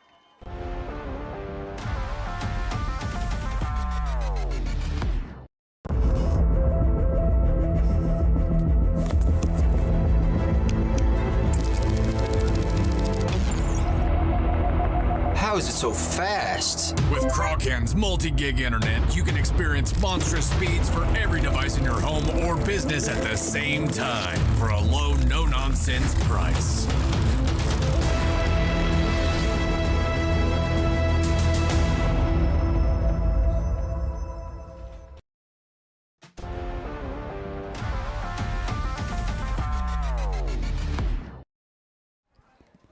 Well, a favorable situation turned into disaster there for a second for the Trojans. And now they were just 9 yards away from making this game a whole lot more interesting. Instead, they'll have 21 yards to go with just 32 seconds and 2 plays to the name, as it is a goal-to-go scenario. Obvious passing situation for the Trojans, but still those safeties creeped up pretty far. They're going to throw a go route. It's Onyebenny versus Atterbury. And good coverage by Atterbury in the back of the end zone. Yeah, Onyebenny turned into a D-back right there and broke that play up to keep an interception for out of the end zone. But here we go. It's 4th down, 22 seconds. Yeah, you don't think that the whole game probably doesn't depend on this play, Daryl, but, man, like you said earlier, a score right here would have been huge. Draw up your best play.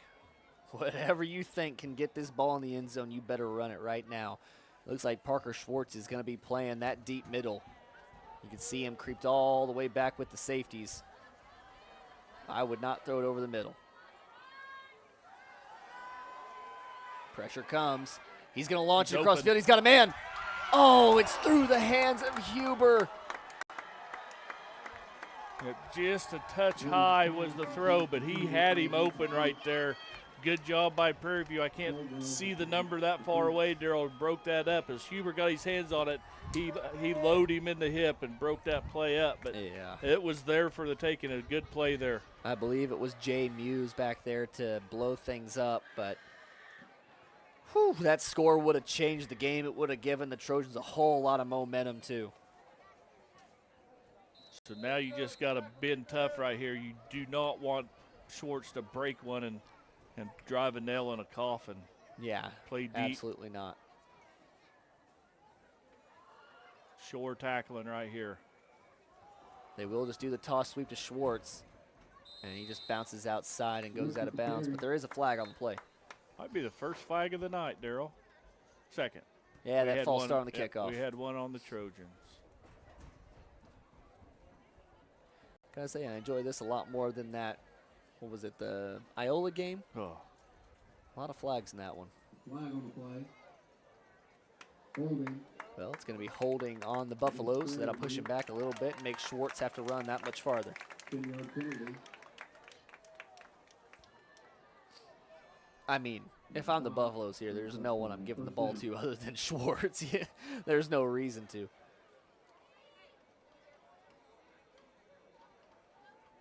With just 11 seconds on the clock, ball is spotted about the 16-yard line. You have 84 yards to go. The clock is running, actually. So they just get the play off. And Atterbury's going to run. Atterbury's got a lot of room to go, but definitely not enough for the touchdown. So that is how we will go into halftime. 27-14 is our score. And we're going to have some halftime activities going on, so we'll take a quick break. And when we come back, we'll be right on to the Hall of Fame and homecoming of a couple of your old Girard Trojan classes right after this break.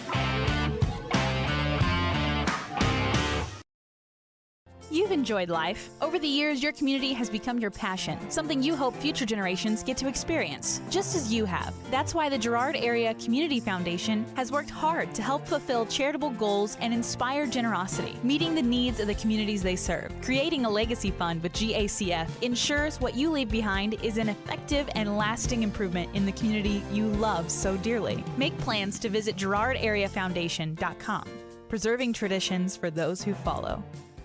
Since 1918, GN Bank has been the heart of our community. Big enough to meet all your banking needs, but small enough to offer that personal touch you deserve. From agricultural loans to home mortgages, GN Bank has the expertise, products, and service to help you thrive. With a pledge to treat others ethically, be adaptable, focus on customers, and invest in the communities they serve, GN Bank is committed to your success. The best place to bank and borrow, GN Bank, where community banking truly comes first. Equal housing lender, member FDIC.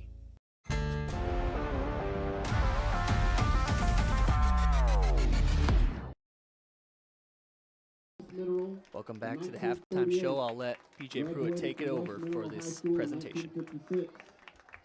He was married to Carol Francis and had 4 children, Edward, Tony, Lisa, and Angela.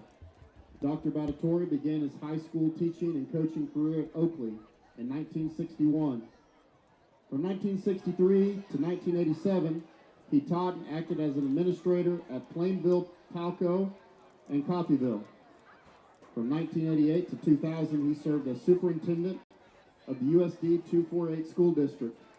During his service, Dr. Battatori was instrumental in introducing new technology to the district, which helped Girard become one of the most innovative districts in the state. As a member of the Kansas State High School Executive Board, he promoted extracurricular activities and arts. Dr. Battatori is remembered not only for his leadership, but for his thoughtfulness, kindness, and unwavering compassion for education. He was deeply committed to supporting his teachers and staff. Above all, his highest priority was always doing what was best for the students. To quote Dr. Battatori, "Go Trojans." Accepting the award this evening are his sons Tony Battatori and wife Donna, and Eddie Battatori, daughter Lisa Battatori, and his grandchildren Alex, Lauren, and Ella Battatori.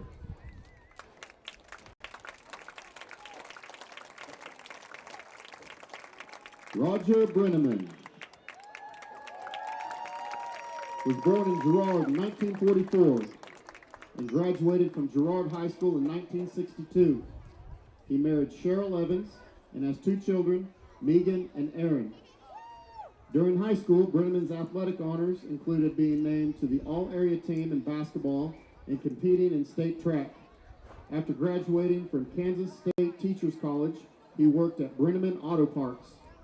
He also served in the Army Reserves from 1966 to 1972.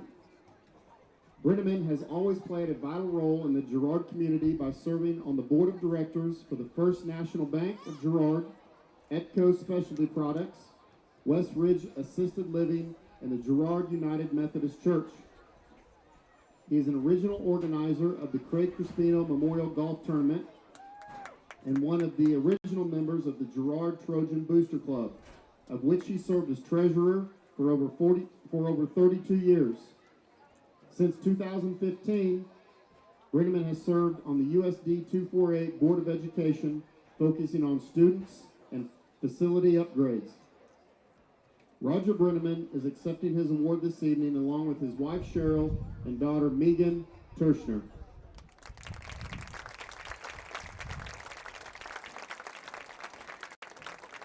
Craig Crispino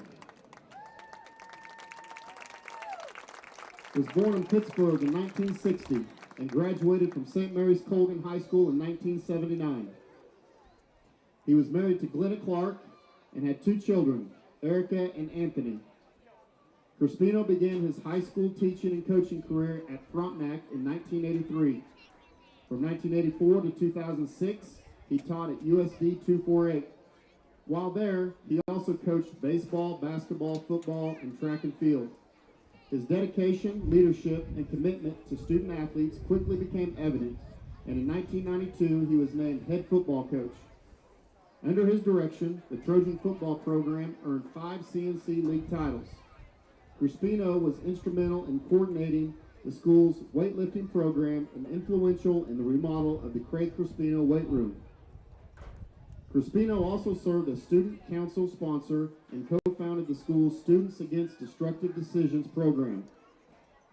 In 2000, he was the assistant coach for the Shrine Bowl and head coach in 2001. He is a member of the Kansas State High School Activities Association Hall of Fame and the Kansas Football Coaches Association Hall of Fame. His influence extended beyond athletics and education, as he inspired excellence, teamwork, and Trojan pride in every role he held. Crispino's legacy of faith, service, and pride continues to live on through the many lives he touched. Accepting the award this evening are his wife Glenna, parents Frank and Joanne Crispino, daughter Erica Harris and husband Zach, son Anthony Crispino and wife Joanna, and grandchildren Maddox, Knox, Dax, and Banks Harris, and Quinn Crispino.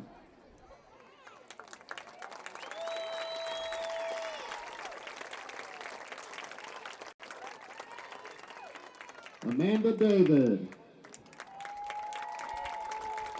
was born in Girard in 1981 and graduated from Girard High School in 1999. Throughout high school, she was vice president of her class, both her junior and senior year, and the National Honors Society president. She was also a member of SAD, Foreign Language Club, KETS, basketball, and softball. Her high school basketball honors include being a 4-year letterman, 3-year team captain, 3-year CNC League first team unanimous selection, and Kansas Sports Magazine Class 4A honorable mention.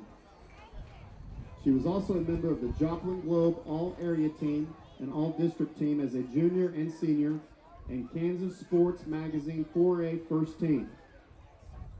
David continued her athletic career at Pittsburgh State University as a point guard from 2000 to 2003. While there, she scored 1,229 career points and still holds the record for all-time assists. After graduating with a master's in physical education, teaching, and coaching, she was PSU's assistant coach for 14 years before becoming the head coach in May of 2018. As head coach, David achieved her 100th win more quickly than any other coach in Pittsburgh State history and was voted MIAA Coach of the Year and KBCA 2025 4-year College Coach of the Year. In addition, the Gorillas were MIAA Conference Tournament champions in 2024 and 25 and made 4 trips to the NCAA 2 National Tournament and an NCAA 2 Final Four appearance. In 2024, David was inducted into the Pittsburgh State Hall of Fame. Along with her parents, Ron and Jeanette David, his brother Brian David, and wife Jill, and nieces Allie and Kaylee.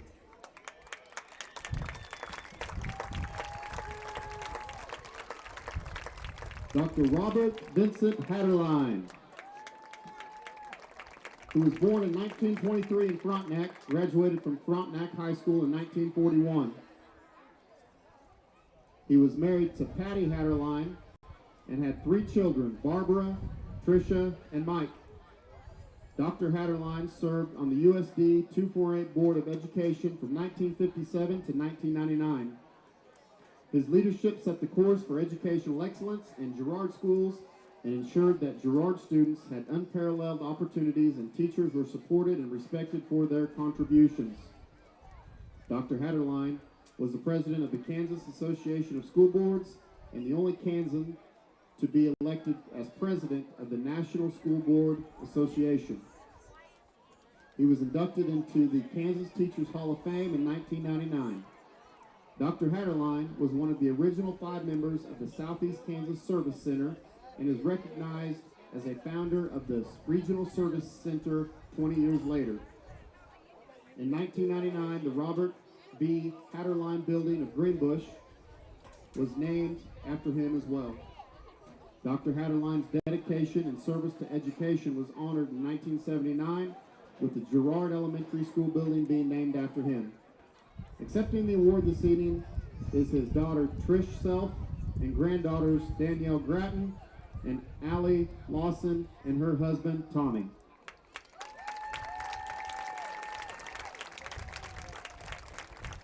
Dr. Gordon Hager was born in Hepler in 1942 and attended Hepler High School his freshman and sophomore years before transferring to Girard High School his junior year. After graduating from GHS in 1960, he obtained his bachelor's degree in chemistry and mathematics from the University of Kansas and then attended the University of Washington, where he obtained his PhD in genetics. After graduation, he furthered his genetic studies at the University of California in San Francisco, Institut de Biologie Moléculaire in Geneva, and the National Institutes of Health in Bethesda, Maryland. Using the rising advancements in DNA technology, Dr. Hager cloned an RNA tumor virus that caused cancer in rats and identified the gene associated with the cancer's potential. The gene that Dr. Hager had identified was found to be the cause of colon cancer in humans. With this discovery, he was the first to identify a human cancer gene. From this point on, he spent his career researching cancer genetics and related mechanisms. He credits his Girard High School experience for providing the foundation for him to become an internationally famous scientist. Dr. Hager is unable to attend tonight due to prior commitments. Congratulations, Dr. Hager.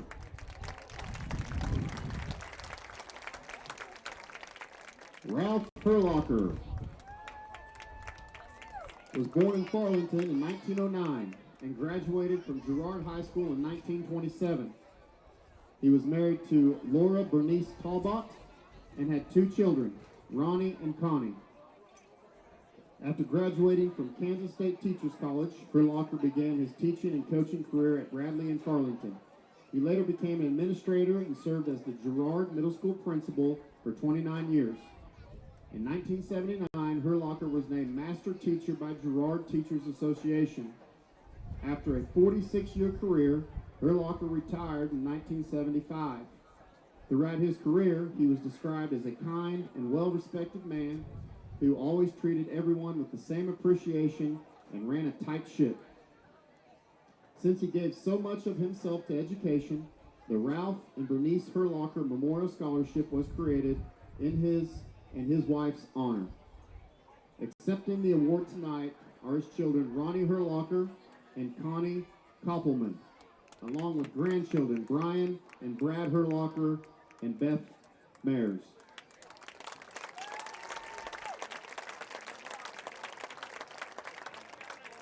John Joseph Kotzman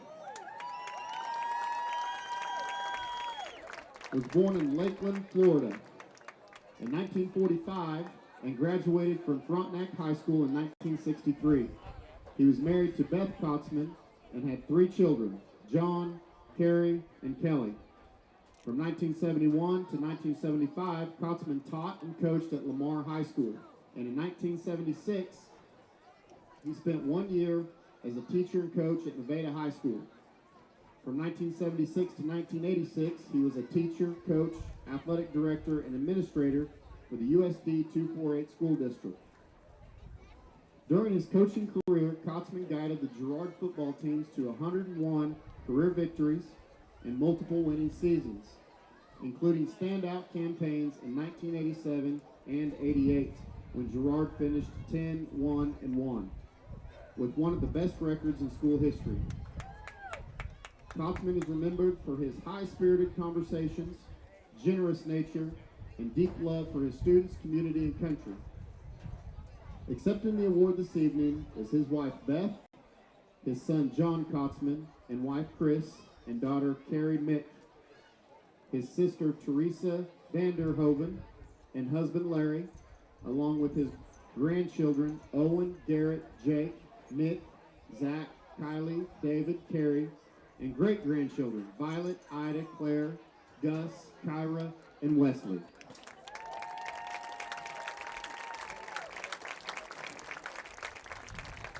Charles Chuck Pope was born in Southeast Kansas and graduated from Girard High School in 1989. Throughout high school, he was selected as a 3-time All-CNC and 2-time All-State and All-Area honoree. After graduation, he attended Coffeyville Community College, where he received academic and athletic All-America honors and was named the Kansas Jayhawk Conference Scholar Athlete of the Year in 1992. Pope helped lead Coffeyville to an undefeated 1990 NJCAA National Championship, an achievement later recognized with his 2025 induction into the CCC Hall of Fame. He continued his career at Baylor University as a 2-year starter at the center position and anchored one of the nation's top offensive lines. After earning his degree in foreign service, he returned to the sidelines as a defensive line coach and played a role in Glenn College's historic back-to-back NJCAA National Championships with Pitt State alumni and current University of Houston head coach Willie Fritz. Beyond athletics, Pope devoted more than 2 decades to public service as a U.S. diplomat before retiring after a distinguished career as a Senate-confirmed, presidentially commissioned Foreign Service officer. Today, he is a chairman of Pope Solutions, leading 3 successful global companies that partner to win and implement contracts and grants worldwide. Pope credits his roots in Southeast Kansas, especially the Girard and Walnut communities, for shaping the discipline, drive, and service ethos that have defined his life. He remains deeply proud to be a Trojan and grateful for the opportunities and values instilled by USD 248. Chuck Pope is unable to attend tonight due to a prior commitment, so his daughter Kyra Pope and sister Roxanne Nutt will be accepting his award.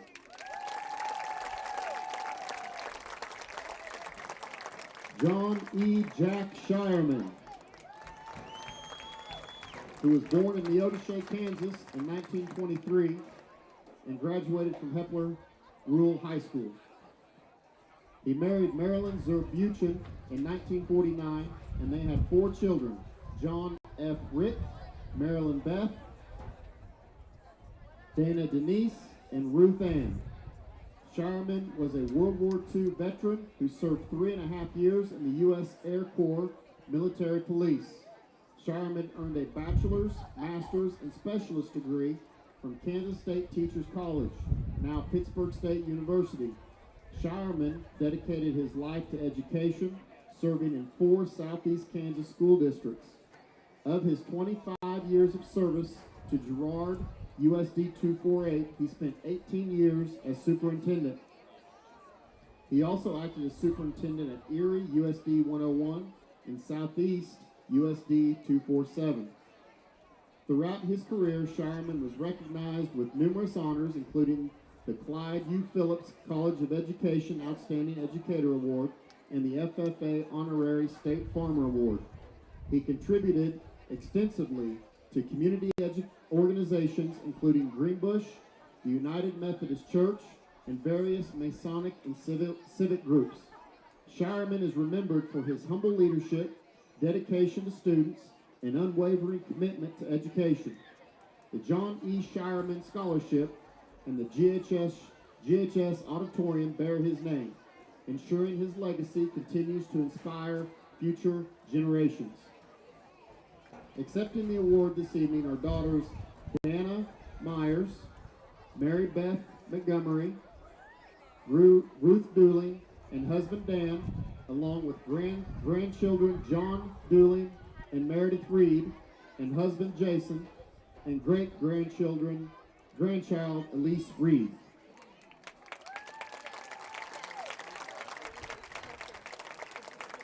Gary D. Starr was born on November 29, 1937 in Lawton, Oklahoma, and spent much of his early childhood in Fort Scott, Kansas. After graduating from Lawton High School in 1956, He earned a Bachelor of Science degree from Kansas State Teachers College in August of 1961. That same year, he married Barbara Logan. In 2008, he married Sharon Stewart.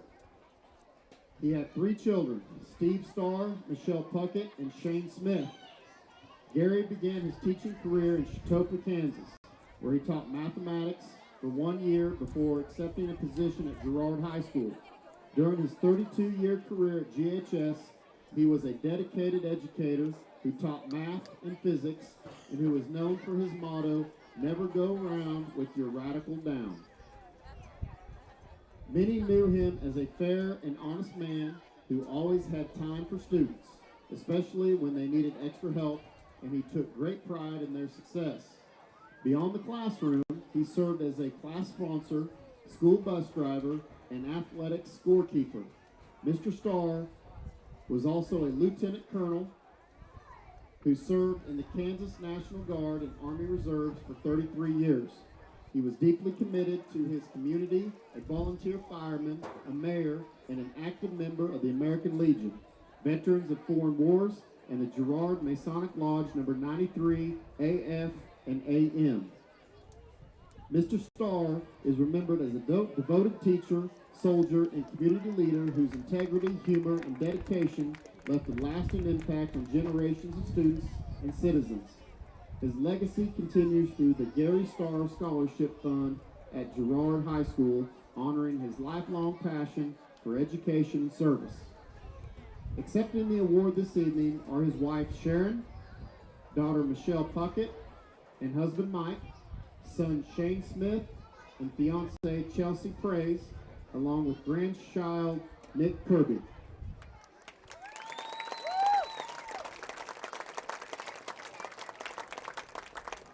Cynthia Jane Townsend, who was born in Girard in 1889, graduated from Girard High School in 1906. She began teaching at the Gooding School in Radley that same year before teaching at Girard Elementary School in 1907. Townsend transitioned to teaching math at Girard High School in 1909 and later served as the principal from 1917 to her retirement in 1959. Upon her retirement, she received the Kansas Master Teachers Award from the Kansas State Teachers College. In 1963, Girard High School organized a Jane Townsend Day to celebrate her dedication to USD 248 and awarded her with a trip to Europe. In the early 1970s, the Girard Unified School District 248 named the Girard High School Library the Jane Townsend Library in her honor.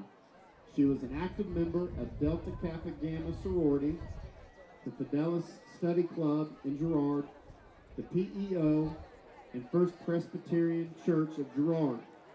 She also was a member of the Kansas State Teachers Association, the National Education Association, and the Girard Teachers Association.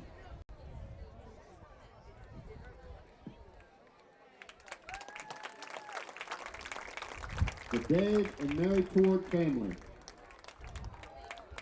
which has been an integral part of the USD 248 for 3 generations, has left an indelible mark on the community and school through their unwavering dedication and commitment to excellence. David and Mary are both GHS alumni.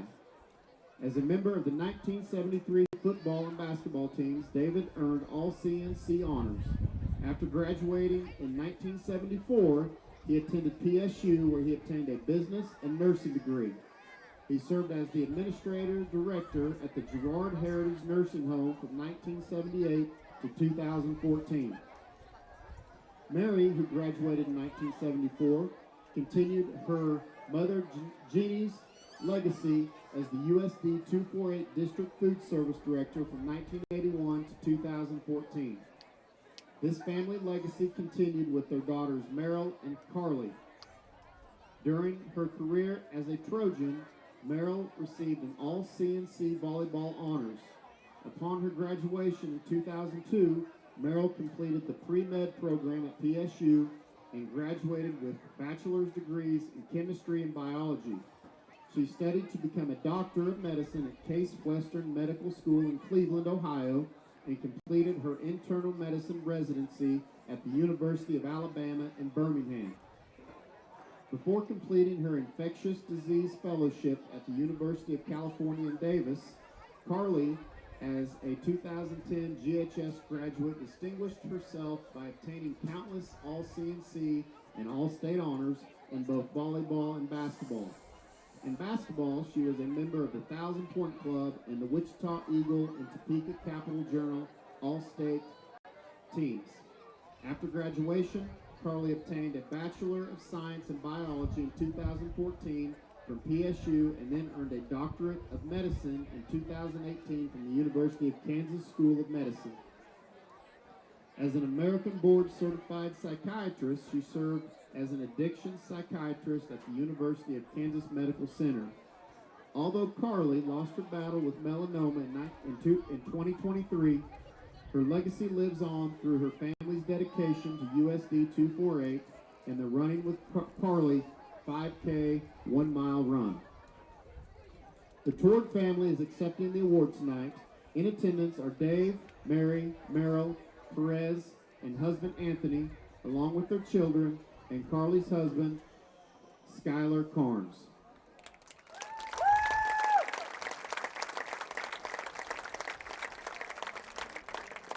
Jim Benzie was born in Farmington in 1957 and graduated from Girard High School in 1975. He is married to Vicki Benzie and has 3 children, Quinn, Tara, and Ariel. As a teenager, he began offering hitting lessons and continued to coach students throughout his career. After playing baseball at Neosho County Community College, Benzie attended Emporia State University and graduated in 1979. Throughout his years, Benzie coached many GHS sports, including baseball, basketball, and football. From 2005 through 2023, he coached the GHS softball teams and acquired a 113-20 record, 3 CNC championships, and 3 state appearances, which resulted in 2 third-place finishes and 1 state championship. He has received the Girard Chamber of Commerce Volunteer of the Year Award twice and was instrumental in forming Girard Youth Activities, GYA, in 1992. As the president of GYA, Benzie has been instrumental in making substantial improvements to sports facilities in the area. GYA also helps organize youth baseball, softball, t-ball, flag football, basketball, and volleyball. Jim attributes GYA's success to a great group of volunteers who are always available when an improvement was needed and believes they are the ones who should be recognized. Jim Benzie is accepting his award this evening along with his wife Vicki, his son Quinn and wife Kelsey, daughters Tara Evans and husband David, and Ariel Kim and husband Paul, along with their grandchildren Coy, Crew, and Kai Benzie, Corvin, Aniston, Italy, Riken Bowen, and Navy Evans, Elise, and Aria Kim.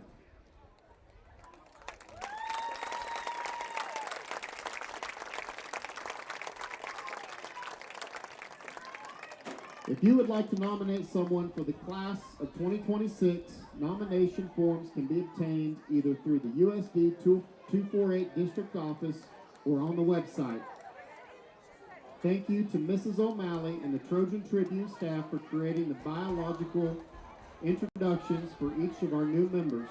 The Trojan Tribune will be featuring a new Hall of Fame member each week for the next 14 weeks in hometown Girard.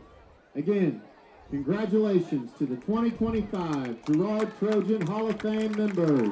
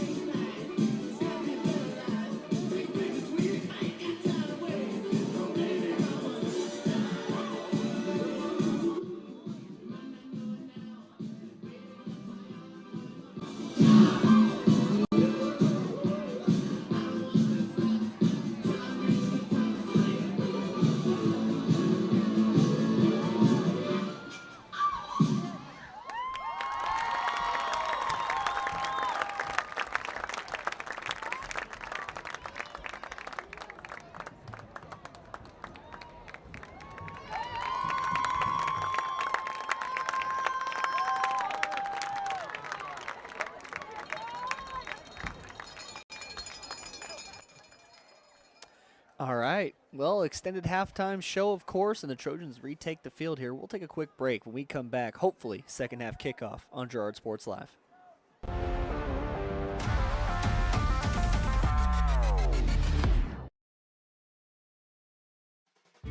There's a lot of choices when you think about buying crop insurance. One thing that's important to us is the roots and loyalty of where you come from and knowing who you can trust. And with all the obstacles that farmers are dealing with on a constant basis, we're there and we're living those struggles and we understand them. And we got to put bushels in the bin to provide for each family. And when that doesn't happen, it's good to know you have a good crop insurance agent to cover you when the hard times. From the football field to the bean field, the right equipment can make all the difference. Gear up for harvest, expand your fleet, or grow your business with Tyler Jackman at Big Iron Auctions. Tyler can improve your operation conveniently, efficiently, and effectively. And if you're selling one piece or the whole operation, Big Iron can connect you with over 750,000 registered bidders. Buying or selling, go big. Big Iron Auctions. Call Tyler Jackman at 620-404-8115. BigIronAuctions.com.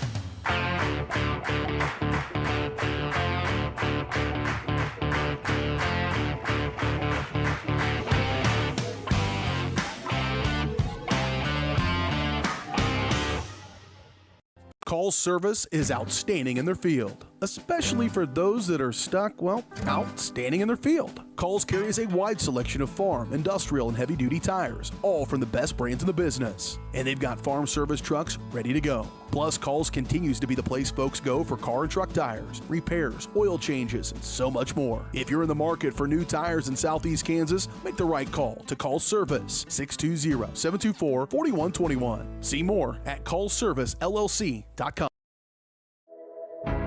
At Girard Medical Center, our physical and occupational therapy department is dedicated to helping you bounce back stronger. Whether you're recovering from an injury, surgery, or just want to move better every day. From student athletes to seniors, we provide personalized care and expert support right here at home.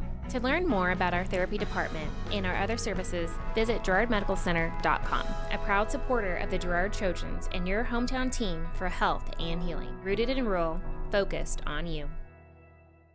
Thanks to your support, Kenara Eye Care has expanded. With double the space, they offer more exam rooms, larger optical selection, and extended hours to fit your schedule. And with the latest technology, they can quickly diagnose any eye-related issues. All patients are welcome at Kenara Eye Care, the clear choice for your family's vision.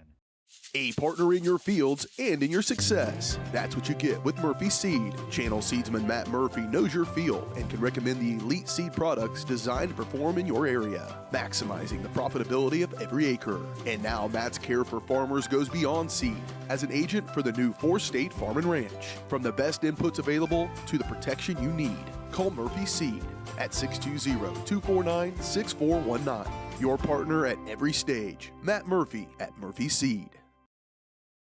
Prairie Mission Retirement Village. People caring about people in the loving spirit of Christ. Spacious apartments made to feel like home. And a loving, caring, experienced staff. That's the Prairie Mission difference. A continuing retirement community promoting person-centered care with an on-site clinic from the Vet Health and offering independent living apartments, assisted living, and long-term care, all with the respect and care our loved ones deserve. Prairie Mission Retirement Village, St. Paul, 620-449-2400. From the phone call to the service call, Roto-Rooter is there with fast and reliable sewer and drain service. From repair and replacement to septic and grease trap pumping, Roto-Rooter is here for you. With video inspections, Roto-Rooter can identify the exact issue to get the repair done quickly and correctly. Complete sewer line repairs or replacements, Roto-Rooter has you covered. Serving Crawford, Bourbon, and Cherokee counties, Roto-Rooter, 620-231-5630.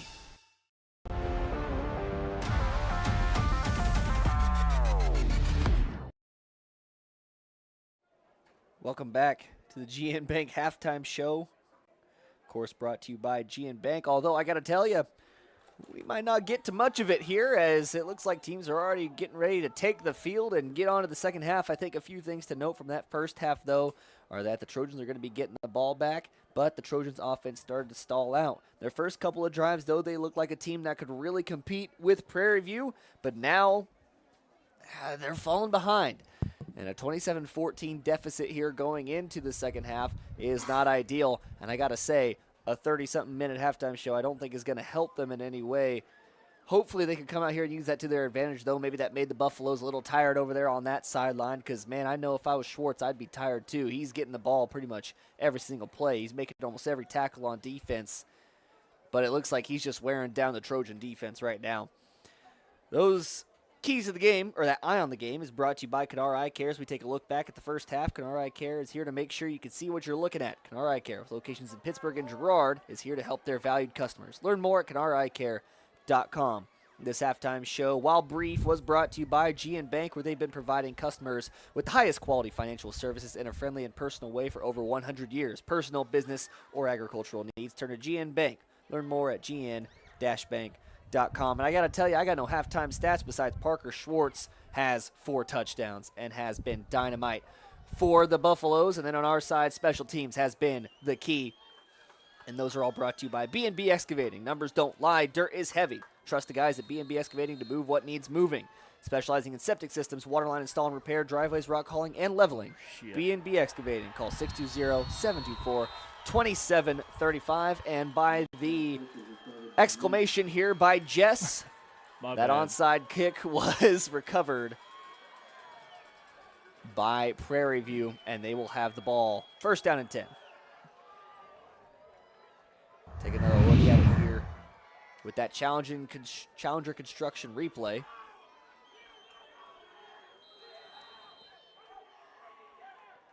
No one ready for it. What a bold move. Honestly, got to respect it. And the handoff to Schwarz up the middle, and he'll have a gain of about 4.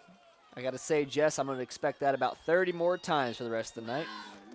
Yeah, clock's going to be in your favor, and we talked about it, Daryl. Now you just want to try to get out of here healthy, as I think Trojans maybe have just need to, we've still got a couple more games. We need to get out of this game healthy. Oh, you never like that kind of speak when the commentators start talking about health and momentum into next week. Atterbury keeps. Atterbury hurdles. Atterbury has a wide open lane. And Atterbury has a touchdown for the Buffaloes.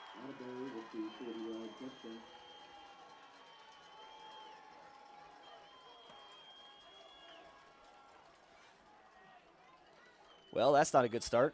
Nope. Onside kick. 2 plays later, Buffalo score.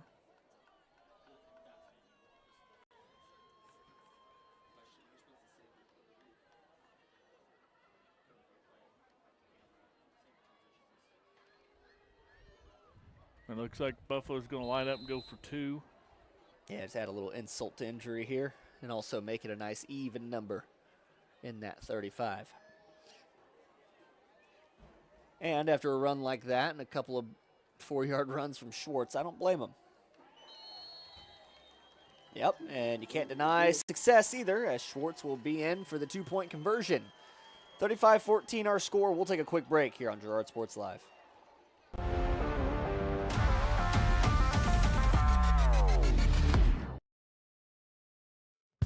At Fort Scott Community College, we understand that a scary part of figuring out your future isn't only answering the question, what should I do, but where do I belong? Maybe you belong here as part of Fort Scott Community College's John Deere Tech program. Maybe you belong here as part of the perennial playoff-bound Greyhound baseball team. I don't know where you've been or where you're headed, but I know we're saving a spot for you because you belong at Fort Scott Community College. Prairie Mission Retirement Village. People caring about people in the loving spirit of Christ. Spacious apartments made to feel like home. And a loving, caring, experienced staff. That's the Prairie Mission difference. A continuing retirement community promoting person-centered care with an on-site clinic from Labette Health and offering independent living apartments, assisted living, and long-term care, all with the respect and care our loved ones deserve. Prairie Mission Retirement Village, St. Paul, 620-449-2400. Welcome back. Prairie View up 35-14 now after the onside kick, and they're just going to go for it again, and I don't blame them. Good heads-up play there by the Trojans. It looks like that one was Keaton Huber to make the play. Yeah, Trojans didn't fall for it the second time, and I don't hardly blame. I mean, one of the bright spots for the Trojans offensively has been their special team. So Prairie View's like, well, we'll just take the ball out of their playmakers' hands, and they were not ready for it the first time, but was the second time. But Trojans get the ball at midfield here, Darryl. They see if they can't crawl and scrape their way back into it. It's a long uphill climb for them, but they got a lot of time left on the clock. And it'll be pitched out to Basari, and he's tackled for a loss of 2. Got that play. We talk about it sometimes. The option play of the Trojans doesn't run vertical down the line of scrimmage. When Cullen pitched that ball out to Basari, he was 7-8 yards deep. So just to get back for a 2-yard loss was a 5-yard gain the way they ran that play. And right now the Buffaloes are keying so well on that pitch play. They've got guys out there for it. The whole idea of it is to make people crash down, and therefore you don't have anyone on the outside to guard that, and Basari would have a lot more room, but right now no one's crashing down because they can't run up the middle. Cullen, he's got time, throws a duck over the middle. Looked like it was tipped. Yep, that ball got tipped by the line there, falls incomplete. As guess who, big 35, Joshua Goodwin applies some pressure off that DN spot off the right side for the Buffalo. Third down and a long way to go here for the Trojans. This offense has looked dead since we scored our 14th point.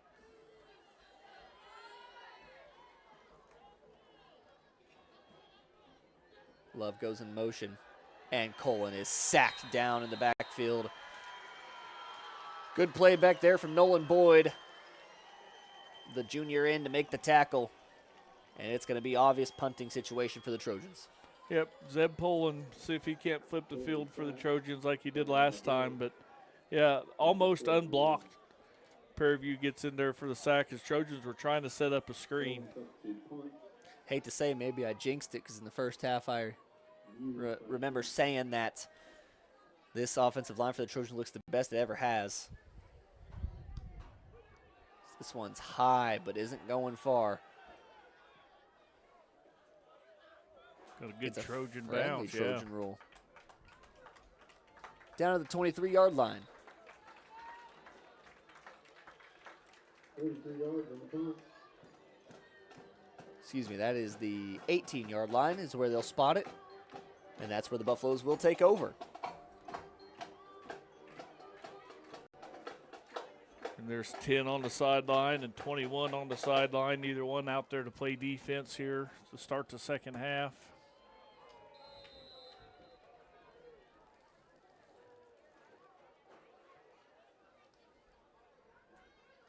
Atterbury back under center. Fake the toss sweep to Schwarz, and Atterbury breaks it off to his side. Schwarz lays a block, and Atterbury does what he can to get upfield. And that was Keaton Huber again, 24, breaking that play up. Atterbury had a reverse field as Trojan had the left side all taken care of that time, but there again, a broken play gains 4 yards for Prairie View. And you mentioned Huber, not normally on the field for the Trojans, at least not that we normally see. He subs in here and there, but the reason being is Aiden Ashbacher still down on the sidelines after he went off limping earlier. He's been running back and forth down here trying to get his feet back under him, but so far hasn't gone back in the game. Schwarz, good tackle. Nice tackle by Basari on the outside to limit the gain to 0. Yeah, great tackle right there as he went low, and that's what we talked about, Darryl. You're not going to take him shoulder pad for shoulder pad. He's just too big, strong, and fast. But that time Basari's able to take him down at the knees and chop him down, and down he goes. Great play there by the Trojans. Got to alligator roll. Get those legs and roll around. Don't let them go any further, and don't let them break free. Of course, a lot easier said than done. Atterbury back under center. Fake the toss sweep, and this time they'll dump it over the seam. And that is complete, and running down the seam is Carter Browning. He's got a nice gain and also a first down. Yep. Browning they give him a free release from that tight end spot, and he just run right down the hash mark, and wide open he was, and that's enough to move the chains for the Buffalo.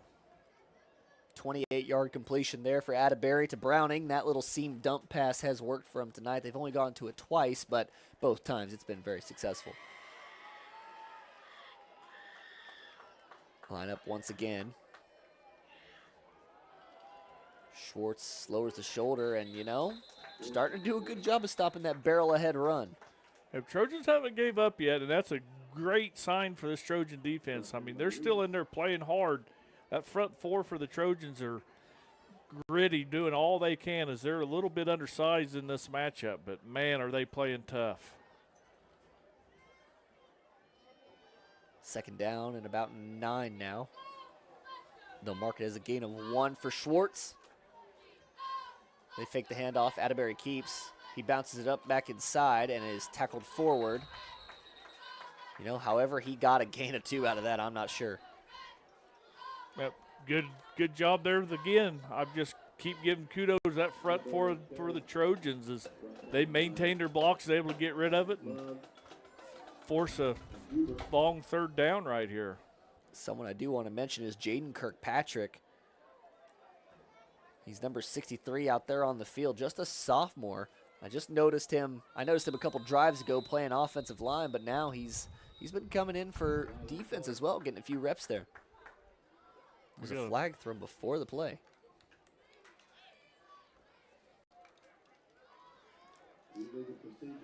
Yep, somebody maybe went in motion, started forward, something. But nonetheless, it's going to make it 3rd and 12 for the Buffalo here. Good chance for the Trojans maybe to get their first stop.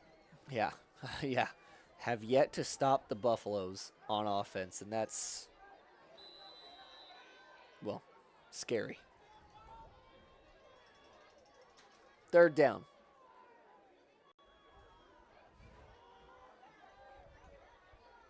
Counter fake to Schwarz. Atterbury's going to take off, and he will be stopped before the line to gain. Yeah, that's Brokaw right there. Just straight hustle play out of that middle linebacker spot. Chased him down, took a good angle. There was a pretty good gain there for the Buffalo, but it's going to bring up a 3rd and about 5 or 4, looks like. Yeah, and pretty good spot, I think. I see no reason for them not to bring the offense back out. And especially with Brokaw lost his helmet, so he has to come out one play. So I was going to say a little equipment issue, and that's not a good sign for the Trojans, as your definite leading tackler on the season is exiting the field. Atterbury back under center. 4th down and 4 to go. We're going to have a timeout before the play. It'll be the Buffalo calling the timeout. We'll take it with them. You're watching 3rd quarter action here on Girard Sports Live.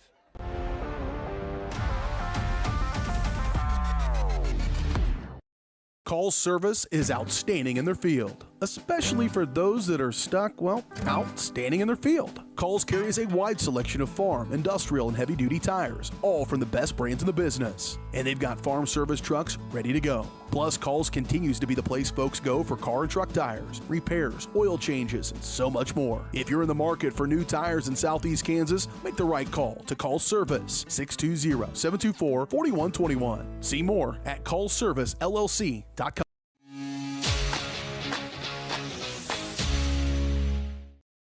Welcome back. 3rd quarter, 6:31 to go in it. The Prairie View Buffalo used their first timeout, and Trojans dealing with a lot of injuries on that sideline. That timeout's going to help the Trojans, though, because that's going to allow Brokaw to come back in. He lost his helmet to play before. He was going to have to set a play out, but I saw him take the field here. He'll be in for this 4th down. Is he out there, or is that him on the sideline? It looked like I just saw Todd the trainer shove something up his nose. I think he is down on the sideline there. So this 4th down, a big one. They go with the old toss sweep, and it's going to break for a big one. Parker Schwarz, no one's going to catch him. He's slowing down before he even gets there. My, oh my. Parker Schwarz is unstoppable. Yep. And the best chance we had of stopping him on the sideline with Brokaw, you was right. He wasn't in on that play. And Schwartz able just to go toss sweep left side, and front line of Prairie View blocks it good, and Schwartz does the rest. Game's getting out of control, Daryl. A little bit. But I got to tell you, man, looking at this roster for Prairie View, they don't got many guys on their side that can come in and relieve, so we might get the Parker Schwartz show pretty much all night. Cervantes on for the kick. It's up and is good. 42-14 is our score. This one starting to get blown out of the water. Trojans to answer when we come back.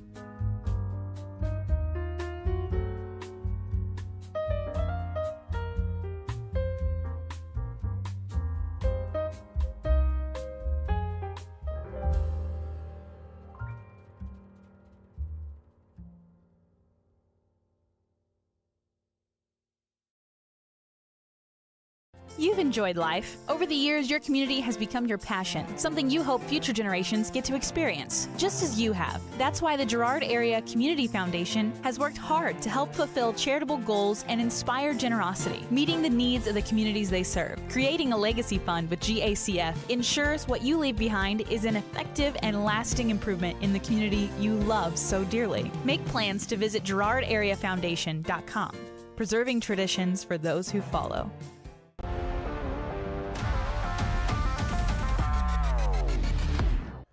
Welcome back. Jess, something we were talking about over the break. Trojans have played this game well, and we've had just 3 possessions get stopped by the Buffalo, yet we're almost in running clock territory. Yeah, of course, it's got to get to the 4th quarter, but yes. Well, yeah, Trojans played tough for early. Onyebenny will field this at about the 20-yard line. He's following his blockers down. He's going to kick it to the outside. Onyebenny cuts upfield, and a good tackle on the outside by Deacon McMurtry. If he doesn't make that tackle, Onyebenny's got a lot of room to run. Another bright spot's that Trojan special teams. But Daryl, the other thing we kind of talked about a little bit, that first quarter, Trojans kind of matched the intensity and matched the physicality, but, man, they just constant pounding, compared to a heavyweight fight, just the constant body blows of this more physical, bigger Prairie View team, and it's just kind of wore these Trojans down a little. I mean, I wouldn't want to get the bruising from Schwartz all night long, but Love is able to still fight forward for a gain of about 5. I mean, I'm not nowhere insinuating that the Trojans are backing down and letting up here, because they're still playing extremely hard, but you could just see the body language of some of these kids. I mean, they're beat up. I mean, it's almost like they've been in a bare-knuckle street brawl, and, I mean, they're still giving it all they got out there, but, I mean, they're winded. Something you got to admire is being able to go out and give it all you got, even when you're freaking tired, but nonetheless. And backups in here are struggling getting in the right position. They'll do a little reverse. Huber going the wrong way. Oh, wow. Just insult to injury there. Body slammed on the field. And who else but Parker Schwartz to be the one to do it? Yep. All-state wrestler as well as an all-state linebacker as well as an all-state running back. And he's just a good athlete is Parker Schwartz. And that's the difference between being 220 pounds and being 150 pounds right there. Yep. How much you think he cuts down for wrestling? Gosh, his speed at his size, I'd say probably not much. Colin Good block by Love. Colin on the run, and it's out of the outreached arms of Gannon Clark, and that'll bring up 4th down and long. And that might be maybe the first real errant throw we've seen Colin. He's been kind of under pressure a lot here after that first quarter since my partner broadcaster jinxed him right there. But Trojans are going to have to bring out their punt team once again here.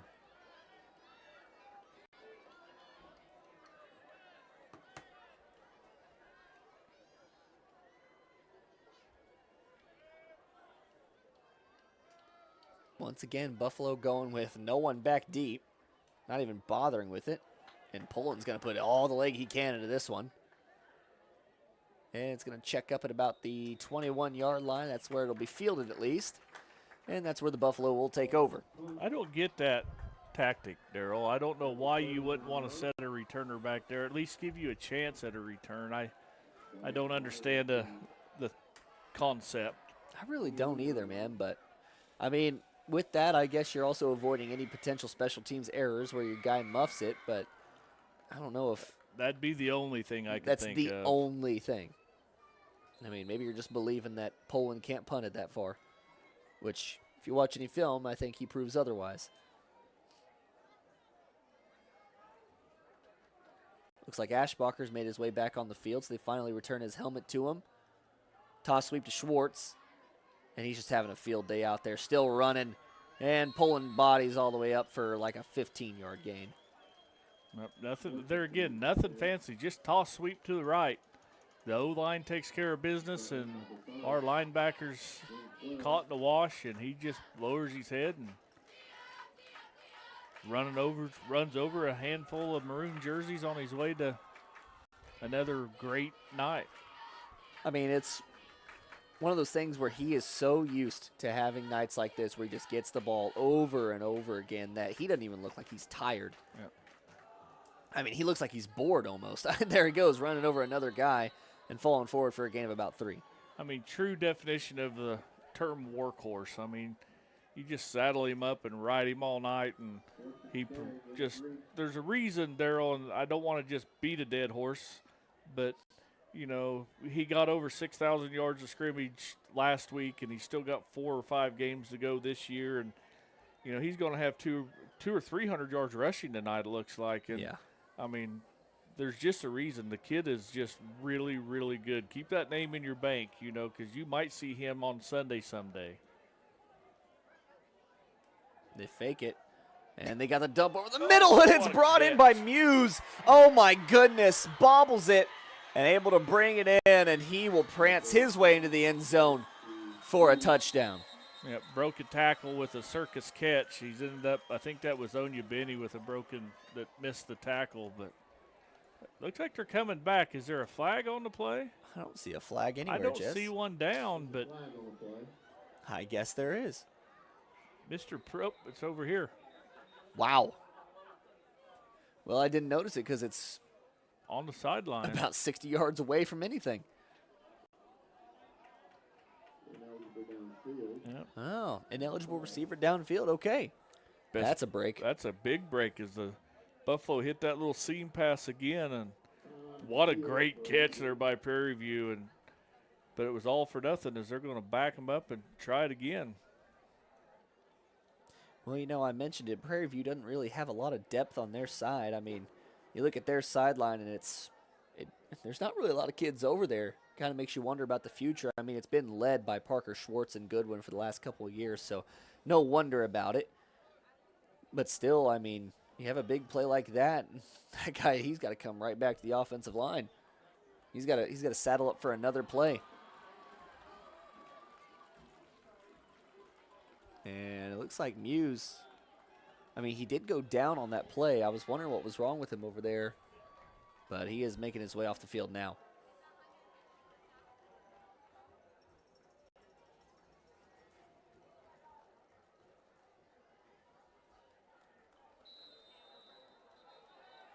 Well, I still think this Prairie View team might be a force coming out of the East, Daryl. Topeka Hayden's really, really good again. I think this Prairie View team's really good. I don't want to start looking forward too far here, but because it might all still be who has a chance to go play Andale coming out of the West in this 3A bracket. Schwarz with the toss sweep. I mean, he's just searching for it. He's just looking for somebody to run over there. And that time it was Liam Liedstrom who was able to take him down and make a good tackle. But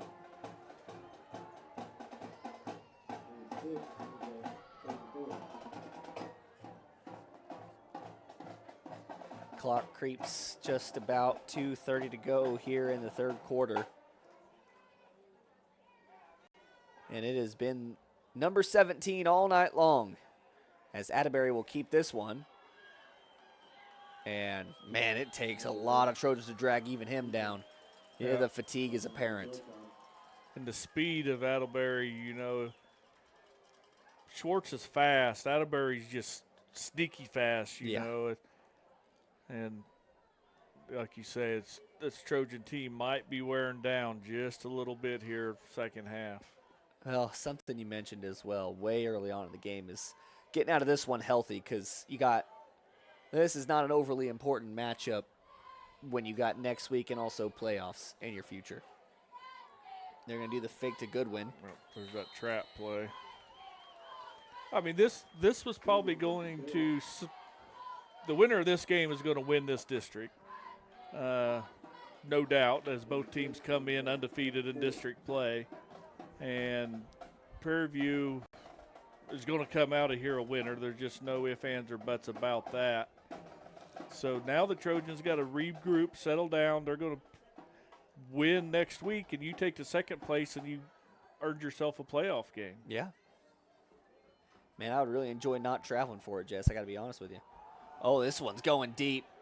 He's got him, too. Muse makes up for his missed grab earlier and pulls this one in. And by the missed grab earlier, I mean way back earlier in the game when he bobbled it and dropped it. He had one taken away from him just moments ago, and then he'll have this one now as well to add to his character. Yep, Onyebini right there just lost track of the football. That ball was not thrown really good, and Muse had a retreat, run a circle, and he located the ball coming out of the quarterback's hand, and Onyebini was unable to and was able to get that completion. Goodwin in the backfield now. They'll hand off to him. He bounces it outside. That's a scary man to see going to the outside, but the big man will rumble his way in for another Buffalo touchdown. And I got to tell you, it's starting to be ugly. That time the Trojan D-line, I mean, they plugged the hole up, but Goodwin was able to bounce it out and go basically untouched into the end zone. As you're right, the game's getting out of hand. A little out of hand. Yeah. I would also like to mention we have yet to stop the Buffaloes on offense. That kick is up, and it is good, and that'll extend the lead to 35. And I don't know about the Keisha running clock rules, but if this goes in the fourth quarter with the same score, I believe it's going to be moving from then on out. Yeah, I believe that is the rule. It's a 35-point, and both coaches must agree, as we found out last week in Burlington, as Burlington would not run the clock. Yeah, sounds like a Burlington thing to do. And honestly, if I'm Coach Philpott, I'm accepting that and making sure we can get out of here healthy. Yes, 100%. And, I mean, Coach Philpott's the ultimate professional, and he's not going to, back down, but he understands the importance of having a team to play at least 2 more games. Sometimes you got to lose battles in the grand scheme of a war, Jess. Good analogy. We'll just keep it right here because this kickoff is just moments away. We mentioned, keeping players healthy. Aiden Ashbacher still looks a little banged up on that sideline. He keeps pacing back and forth, trying to get that ankle, foot, whatever it is, trying to return it back to some semblance of health. And then you mentioned Corbin Bowen out of the game. He's been out of the game since that big hit on the goal line from Parker Schwarz that he took. And Colin come in this game not 100% as he's kind of, you want all these kids to be healthy to coming down the stretch. And Brokov's kind of been beat up a little bit. That's what I was going to say, too. Brokov on the sideline with cotton ball shoved up his nose. All right, see, they surely won't onside this one.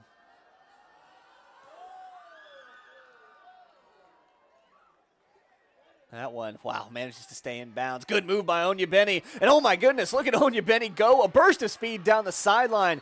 He makes it all the way to the 39. Get that kid the ball. Yeah, man, what a good return as he kind of gave him the old hesitation move and blew right by 3 Buffalo for another good return by this Trojan special teams. If you got to look at the upside, that's it right there. Special teams has consistently brought the ball out to the 40 or further. So if there's one thing Prairie might want to look at if they're going to advance very far in the state playoff is maybe securing that. Yeah. I mean, keep in mind the Trojans only have 1 offensive touchdown. The other one came from special teams. And also on that drive where they scored, they had a huge start from special teams as well. Love bounces it outside, makes a cut, and is brought down by Goodwin. Yep, Goodwin from that backside DN stayed vertical and was able to get him. And looks like you talked about not a lot of subs for Prairie View as Muse is there stretching out maybe a start of a cramp right there. It's still a warm night. You know, Daryl, it's the end of February or end of October, and it's still warm. It was 80 degrees again this afternoon, and that's just not kind of what your body should be used to. This isn't West Texas, you know. This is Southeast Kansas. Oh, the increasing cave temperatures or whatever they call it. Second down and short now. Handoff goes up the middle, and Love fights his way forward and falls at the sound of the horn. The end of the third is upon us, and this game has gotten way out of reach for the Trojans. We'll be right back on Girard Sports Live.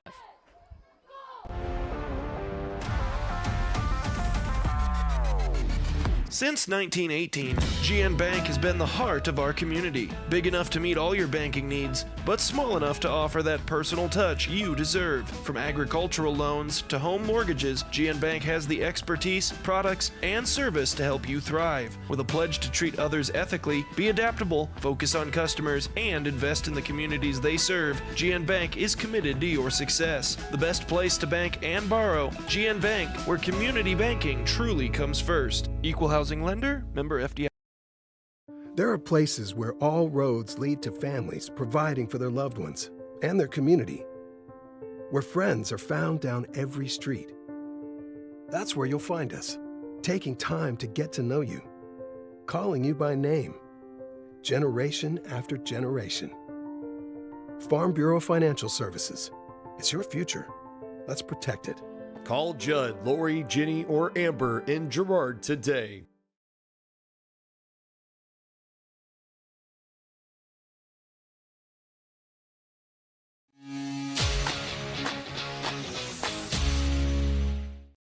Welcome back. 49-14 our score. And I think there should be a running clock here. However, I'm not down on the field. I'm not operating the scoreboard. I'm just a man with a headset on.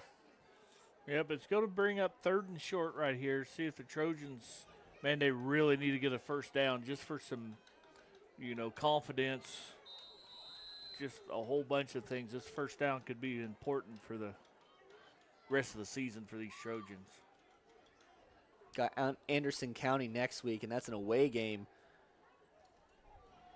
Having to travel far. Huber going the wrong way, but he's able to turn the corner.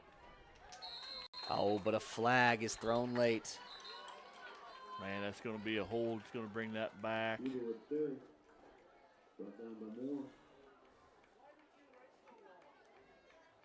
Just heard it in the crowd. I don't know if you did, but I heard, why did you wait so long? Either way, that's going to push it back. And, yeah, that clock is running, Jess. Yep. Offensive lineman hooked the D in for the Buffalo. It's going to bring up what was 3rd and 2 is going to bring up 3rd and 12.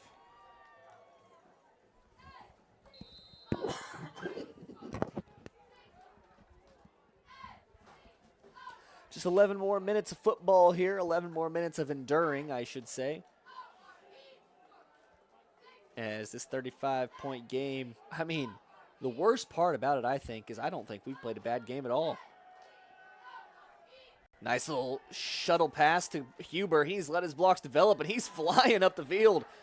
Still on his feet, pushing people down, and gets all the way up to about the 37-yard line. Man, what a good confidence booster play. That middle screen finally connects to Gavin Huber, and followed these big lineman blockers, able to navigate through there and get a big first down for the Trojans. And, you know, we've kind of seen that shuttle play develop all season long, and nothing really has come up of it. And finally, it's good to see them navigate through the defense and pick up a couple blocks.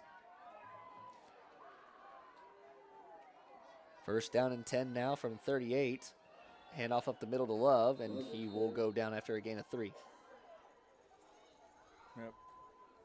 That's Prairie View's D-line there, just making sure that they're absorbing the double team and nowhere to go, and here Junior limping off a little bit. Oh. It's going to hurt to lose him. Hopefully he's okay and can just stretch that out, whatever it is. Zeb Poland takes his place.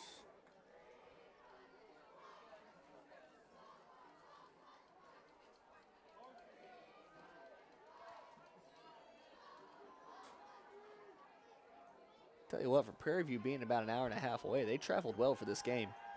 Colin slings one over to Clark. Falls incomplete. Pretty good pass right there, just off the fingertips of Clark. Brings up another Trojan third down. Since that first quarter, Daryl, Prairie View really buckled down and they got a stop on our Trojan offense. And since then, we've had a few first downs off and on. It's been all Prairie View since the end of the first.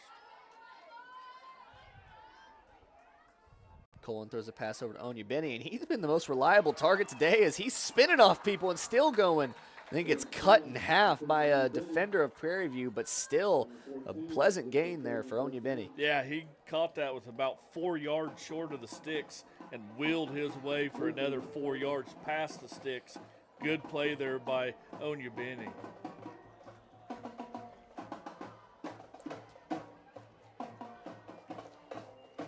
First down and 10 now. Handoff goes to Poland. He's weaving his way through traffic and will be held up. Zeb showing a little strength right there, little fresh legs coming in here in the fourth quarter as it took 3 or 4 Buffalo to bring him down after a good first down gain of about 5 yards.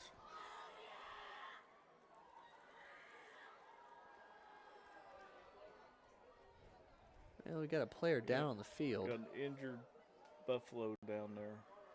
And that stops the clock for the Trojans. Well, I'd like to tell you once again, this break in the action, of course, it's going to be brought to you by Southeast Kansas Player Health Alliance and Live Well Crawford County. Reminding you to know your limits when gambling and know when the game is playing you. If you or someone you know has a gambling problem, call 1-800-GAMBLER or 1-800-426-2537. Looks like it might take a second for him to get off the field, so we'll take a quick break.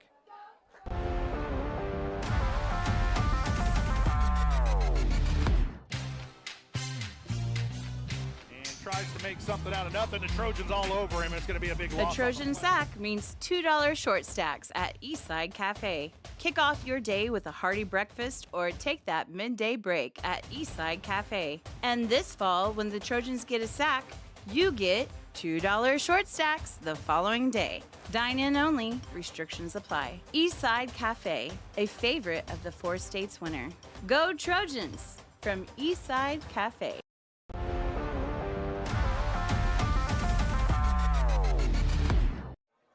Welcome back. As Jess mentioned to me, and I almost forgot, and I'm surprised I did, tomorrow, big activities happening here in Girard, Kansas. It's time for our Community Connection, brought to you by the Girard Area Chamber of Commerce. Mark your calendars for Homecoming and Fall Festival 2025. It's happening on October 18th, which is tomorrow. Full weekend of fun and fellowship right here in our hometown. Girard Events, celebrating community. For more information, go to girardchamber.com. A little run up the middle there for the Trojans, results in nothing. And it'll be 3rd down and 5. Trojans are going into a hurry-up offense here. Yeah, they're battling that running clock. Huber breaks a tackle. Huber breaks to the outside and is wrapped up and pushed out of bounds by Atterbury. Yeah, it's going to be real close to the sticks, too. Real close. Looks like they're marking it right on the line. Nope, they're going to give it to him. Going to give him to him. Good play there. Again, a receiver for the Trojans. Get the ball in space, make a guy miss, and fight their way all the way down for a first down.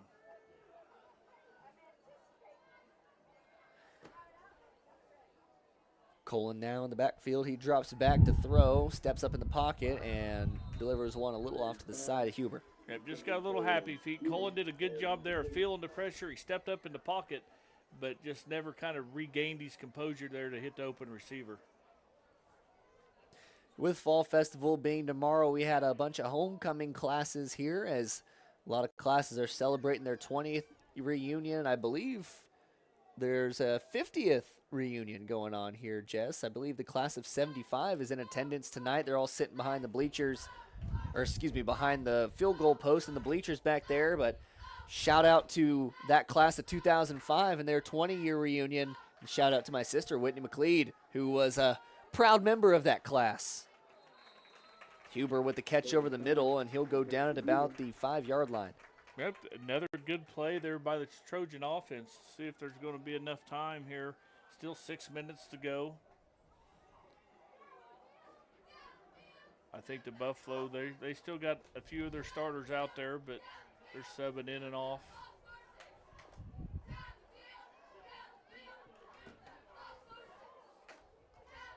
Colin hands off to Love. He's fighting his way forward.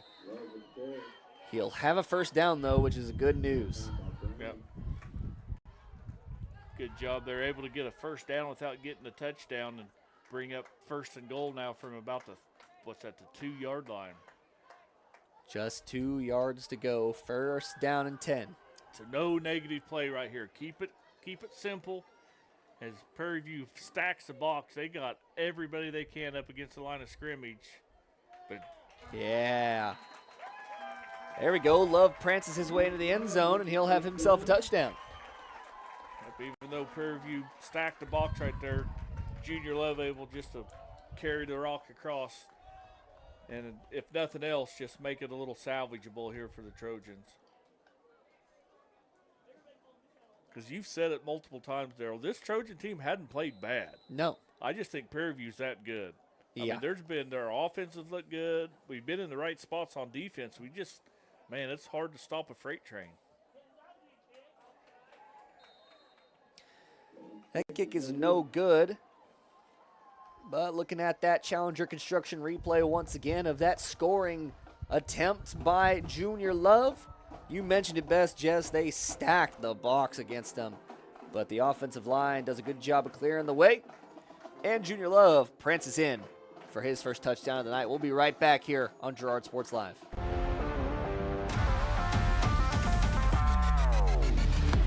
Thanks to your support, Kenora Eye Care has expanded. With double the space, they offer more exam rooms, larger optical selection, and extended hours to fit your schedule. And with the latest technology, they can quickly diagnose any eye-related issues. All patients are welcome at Kenora Eye Care, the clear choice for your.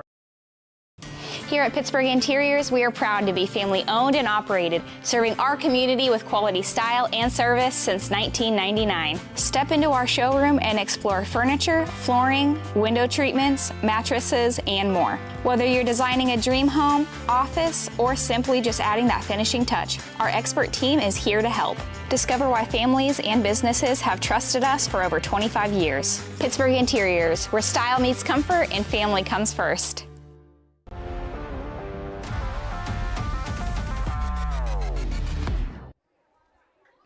Well, that clock continues to run, and we're at just 3 minutes to go. And obvious onside kick situation, bringing out the special forces here for that.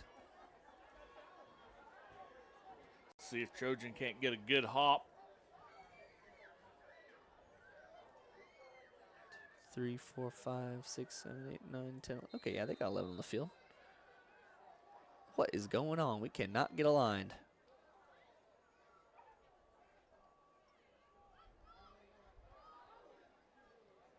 And that one will go straight into the Prairie View sideline, and it'll put the ball at a favorable position there for the Buffalo.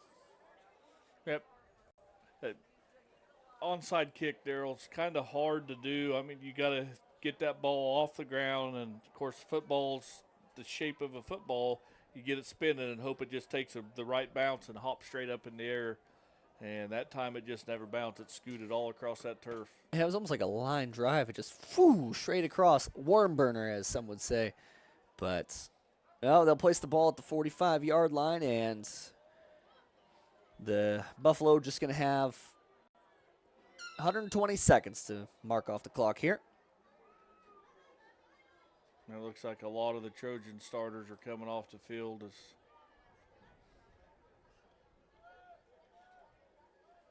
yeah, as they should. No reason to risk any injury. Goodwin is the back. Man, him being the backup, that's scary. Good job there by the Trojan defense to bottle him up, didn't let him bounce it too far, and wrap him up and bring him down just for a short gain.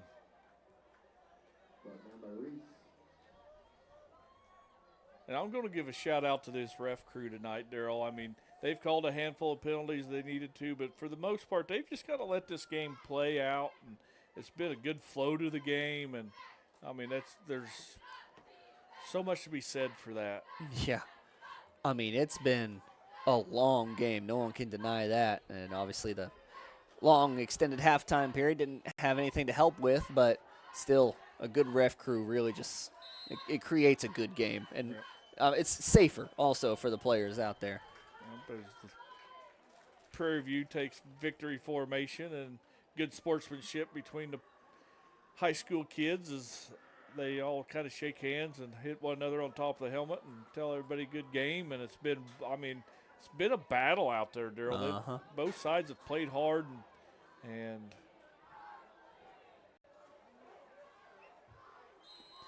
that's about the last one they have to do. That'll do it.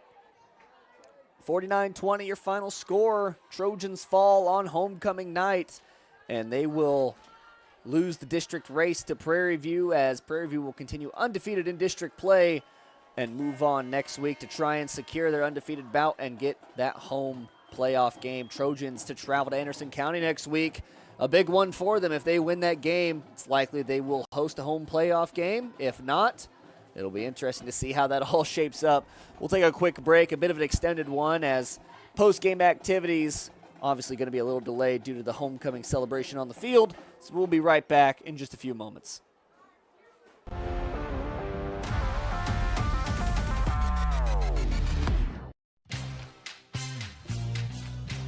Tries to make something out of nothing. The Trojans all over him. It's going to be a big The loss. Trojan sack means $2 short stacks at Eastside Cafe. Kick off your day with a hearty breakfast or take that midday break at Eastside Cafe. And this fall, when the Trojans get a sack, you get $2 short stacks the following day. Dine in only. Restrictions apply. Eastside Cafe, a favorite of the 4 states winner.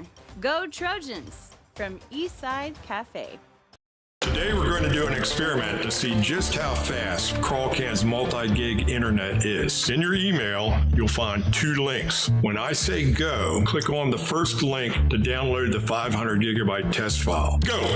Okay, now when I say go, click on the second link in your email to upload the file. Go! I guess it really does eclipse all other internet. Release the Crawcan. Monstrous multi-gig speeds for a low, no-nonsense price. Every day, people are discovering that bigger isn't better, better is better. Big box stores continue to disappoint. You have spoken, and we have been listening. You want a great selection with dependable service at a competitive price. We understand, and that's what we bring to you every day. We know that we have to work hard to earn your business, and we will. Bigger isn't better, better is better at Heidrick's, Fort Scott, and Girard. Farmers Bank is a proud supporter of Girard schools. For generations, Farmers Bank has worked with local leaders, businesses, and residents to help shape the future of Southeast Kansas. Farmers Bank is proud to have helped with the growth and development of the communities we serve. As partners in business and friends in life, Farmers Bank is looking forward to a brighter tomorrow. Farmers Bank, with locations in Hepler, Walnut, St. Paul, and Girard. Equal housing lender, member FDIC.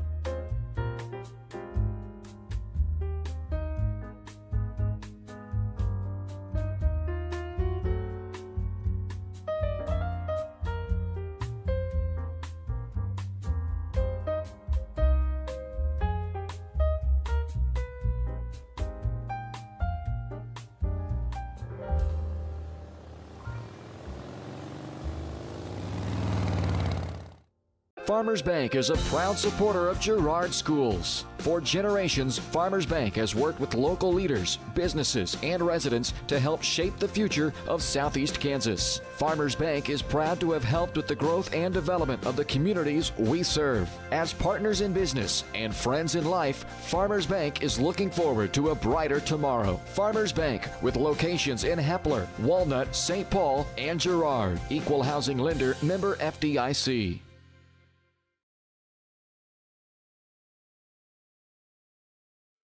At Fort Scott Community College, we understand that a scary part of figuring out your future isn't only answering the question, what should I do, but where do I belong? Maybe you belong here, studying animal science or learning about farm and ranch management. Maybe you belong here as part of Hounds Hoops on the hardwood. I don't know where you've been or where you're headed, but I know we're saving a spot for you because you belong at Fort Scott Community College.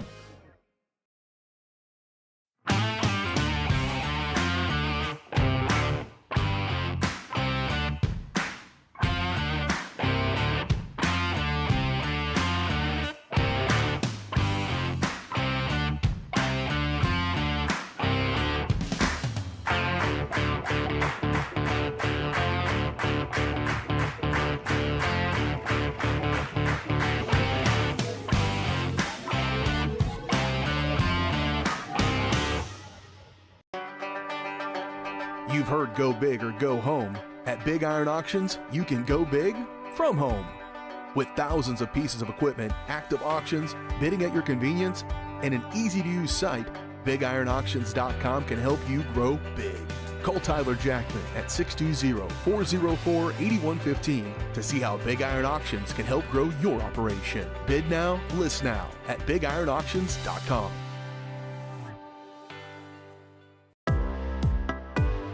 Community National Bank and Trust has been serving the area for more than 30 years with a strong commitment to the highest quality leadership and banking services. Missing that human touch with your bank? Come talk to a real person at Community National Bank and Trust. We're your local bank that's small enough to know you, yet big enough to offer the best products. Community National Bank and Trust. Federally insured, locally awesome. Member FDIC. Welcome to Homestead of Girard, assisted and independent living right here in our hometown. At Homestead, seniors enjoy compassionate care in a community designed for comfort. Licensed professionals provide support with daily activities, dressing, bathing, and medication management. Residents enjoy home-cooked meals and the comfort of their own private apartment. Call 620-724-6760 to schedule your tour today. Homestead of Girard, senior living with compassion, comfort, and community.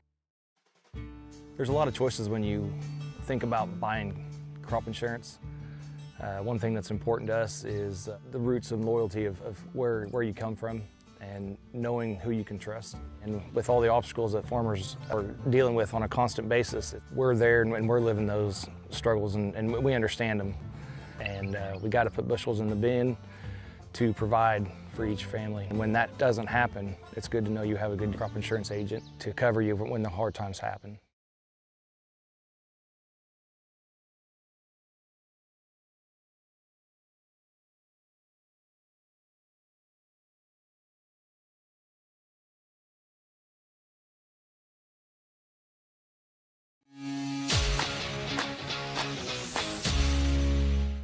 Welcome back here to the Eastside Cafe postgame show, of course brought to you by Eastside Cafe. Experience the best breakfast in all of Crawford County. The short stack is back. People get $2 short stacks this Saturday after the Trojans get a sack this fall. Dine-in only.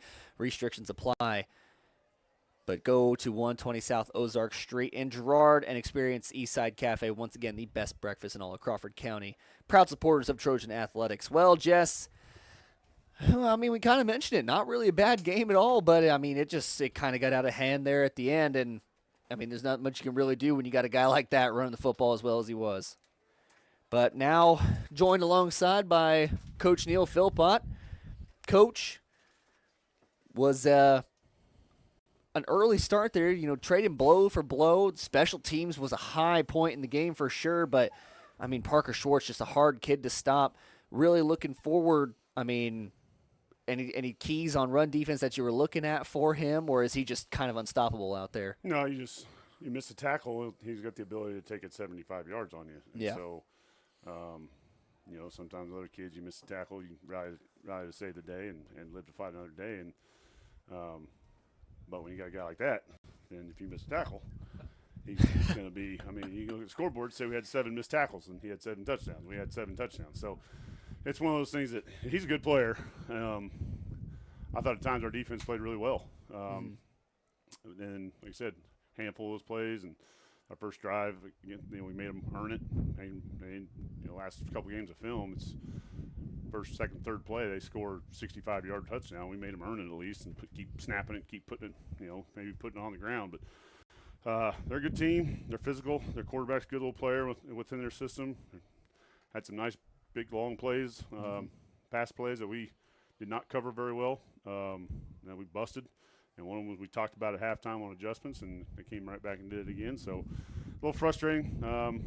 Special teams was big. Also, it was a little frustrating on some of our getting kids on special teams. We've had some injuries and things like that, and things we talk about.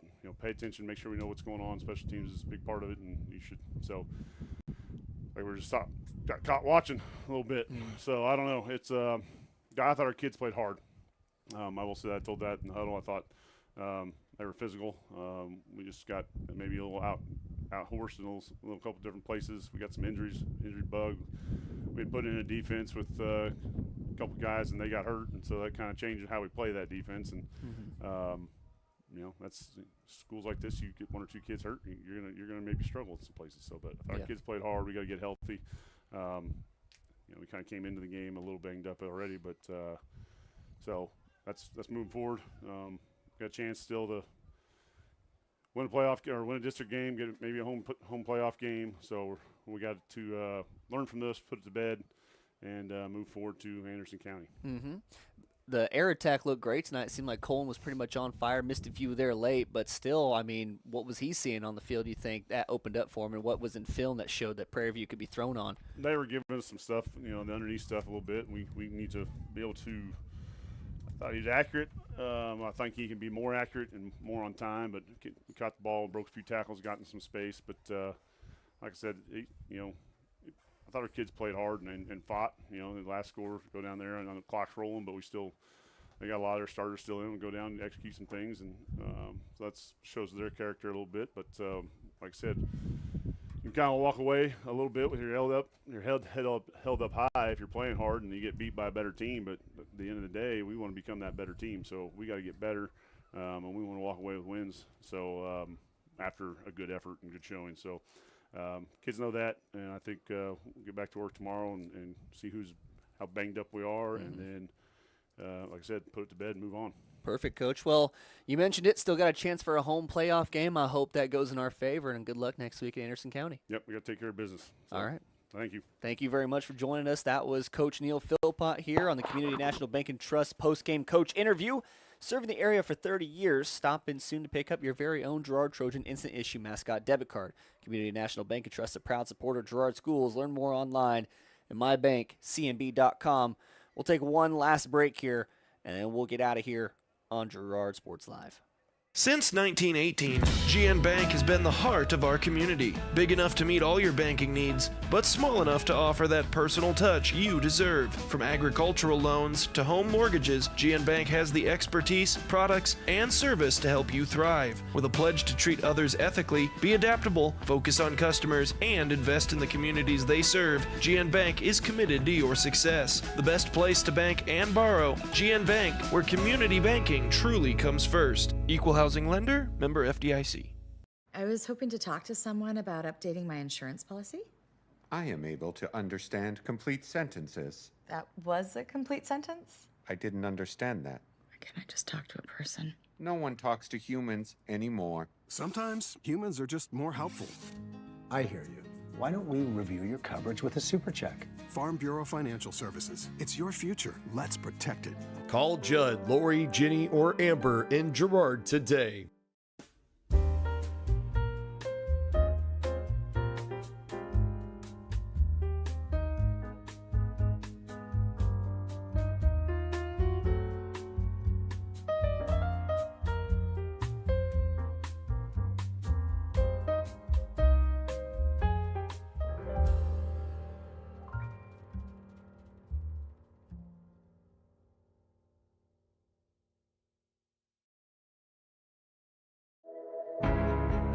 At Girard Medical Center, we're more than a hospital. We're your hometown healthcare team. From family medicine and emergency care to lab services, surgery, imaging, and beyond, we're here when you need us.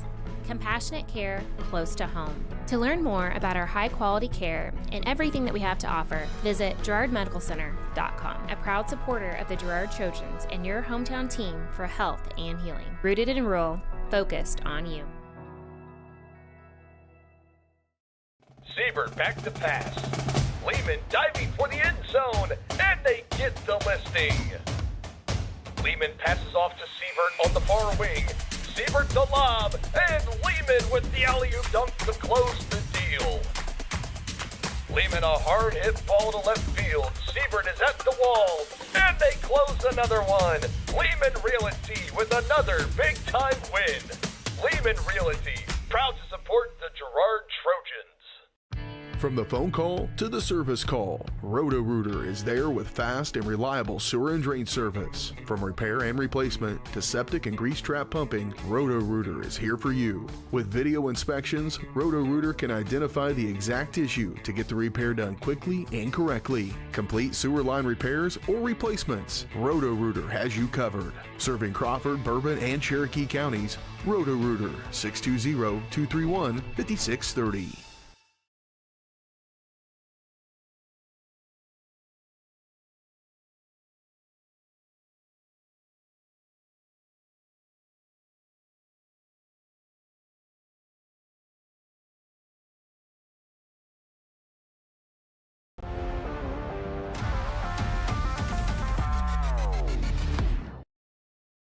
Welcome back to the final scene of the post-game show.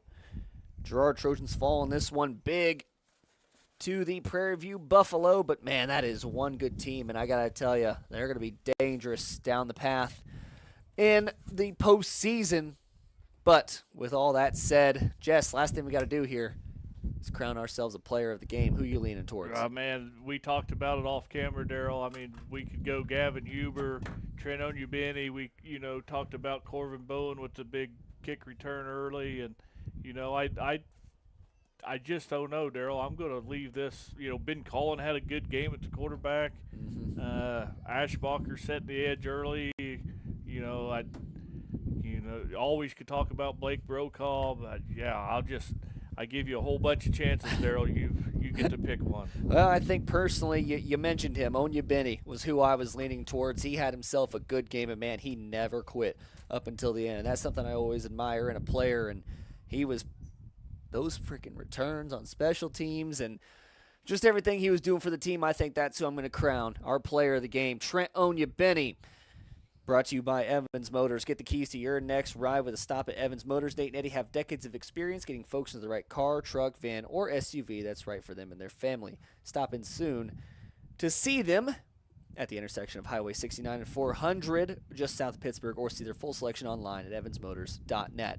Well, that's all she wrote here from Girard, Kansas. For Jess Murphy and Sarah Goebel, I'm Daryl McLeod saying thank you so much for watching. Mom and Dad, I love you so much, and good night from Girard.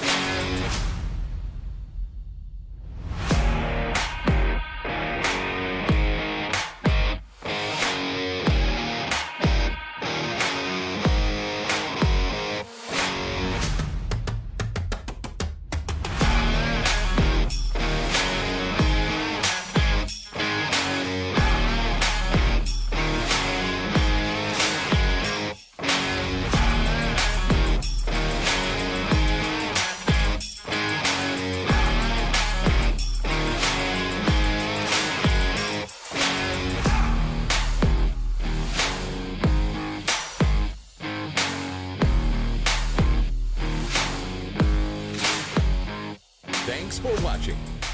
From the gridiron to the hardcourt, the pitch to the mat, don't miss any of the action. We're there with live, local sports coverage at Varsity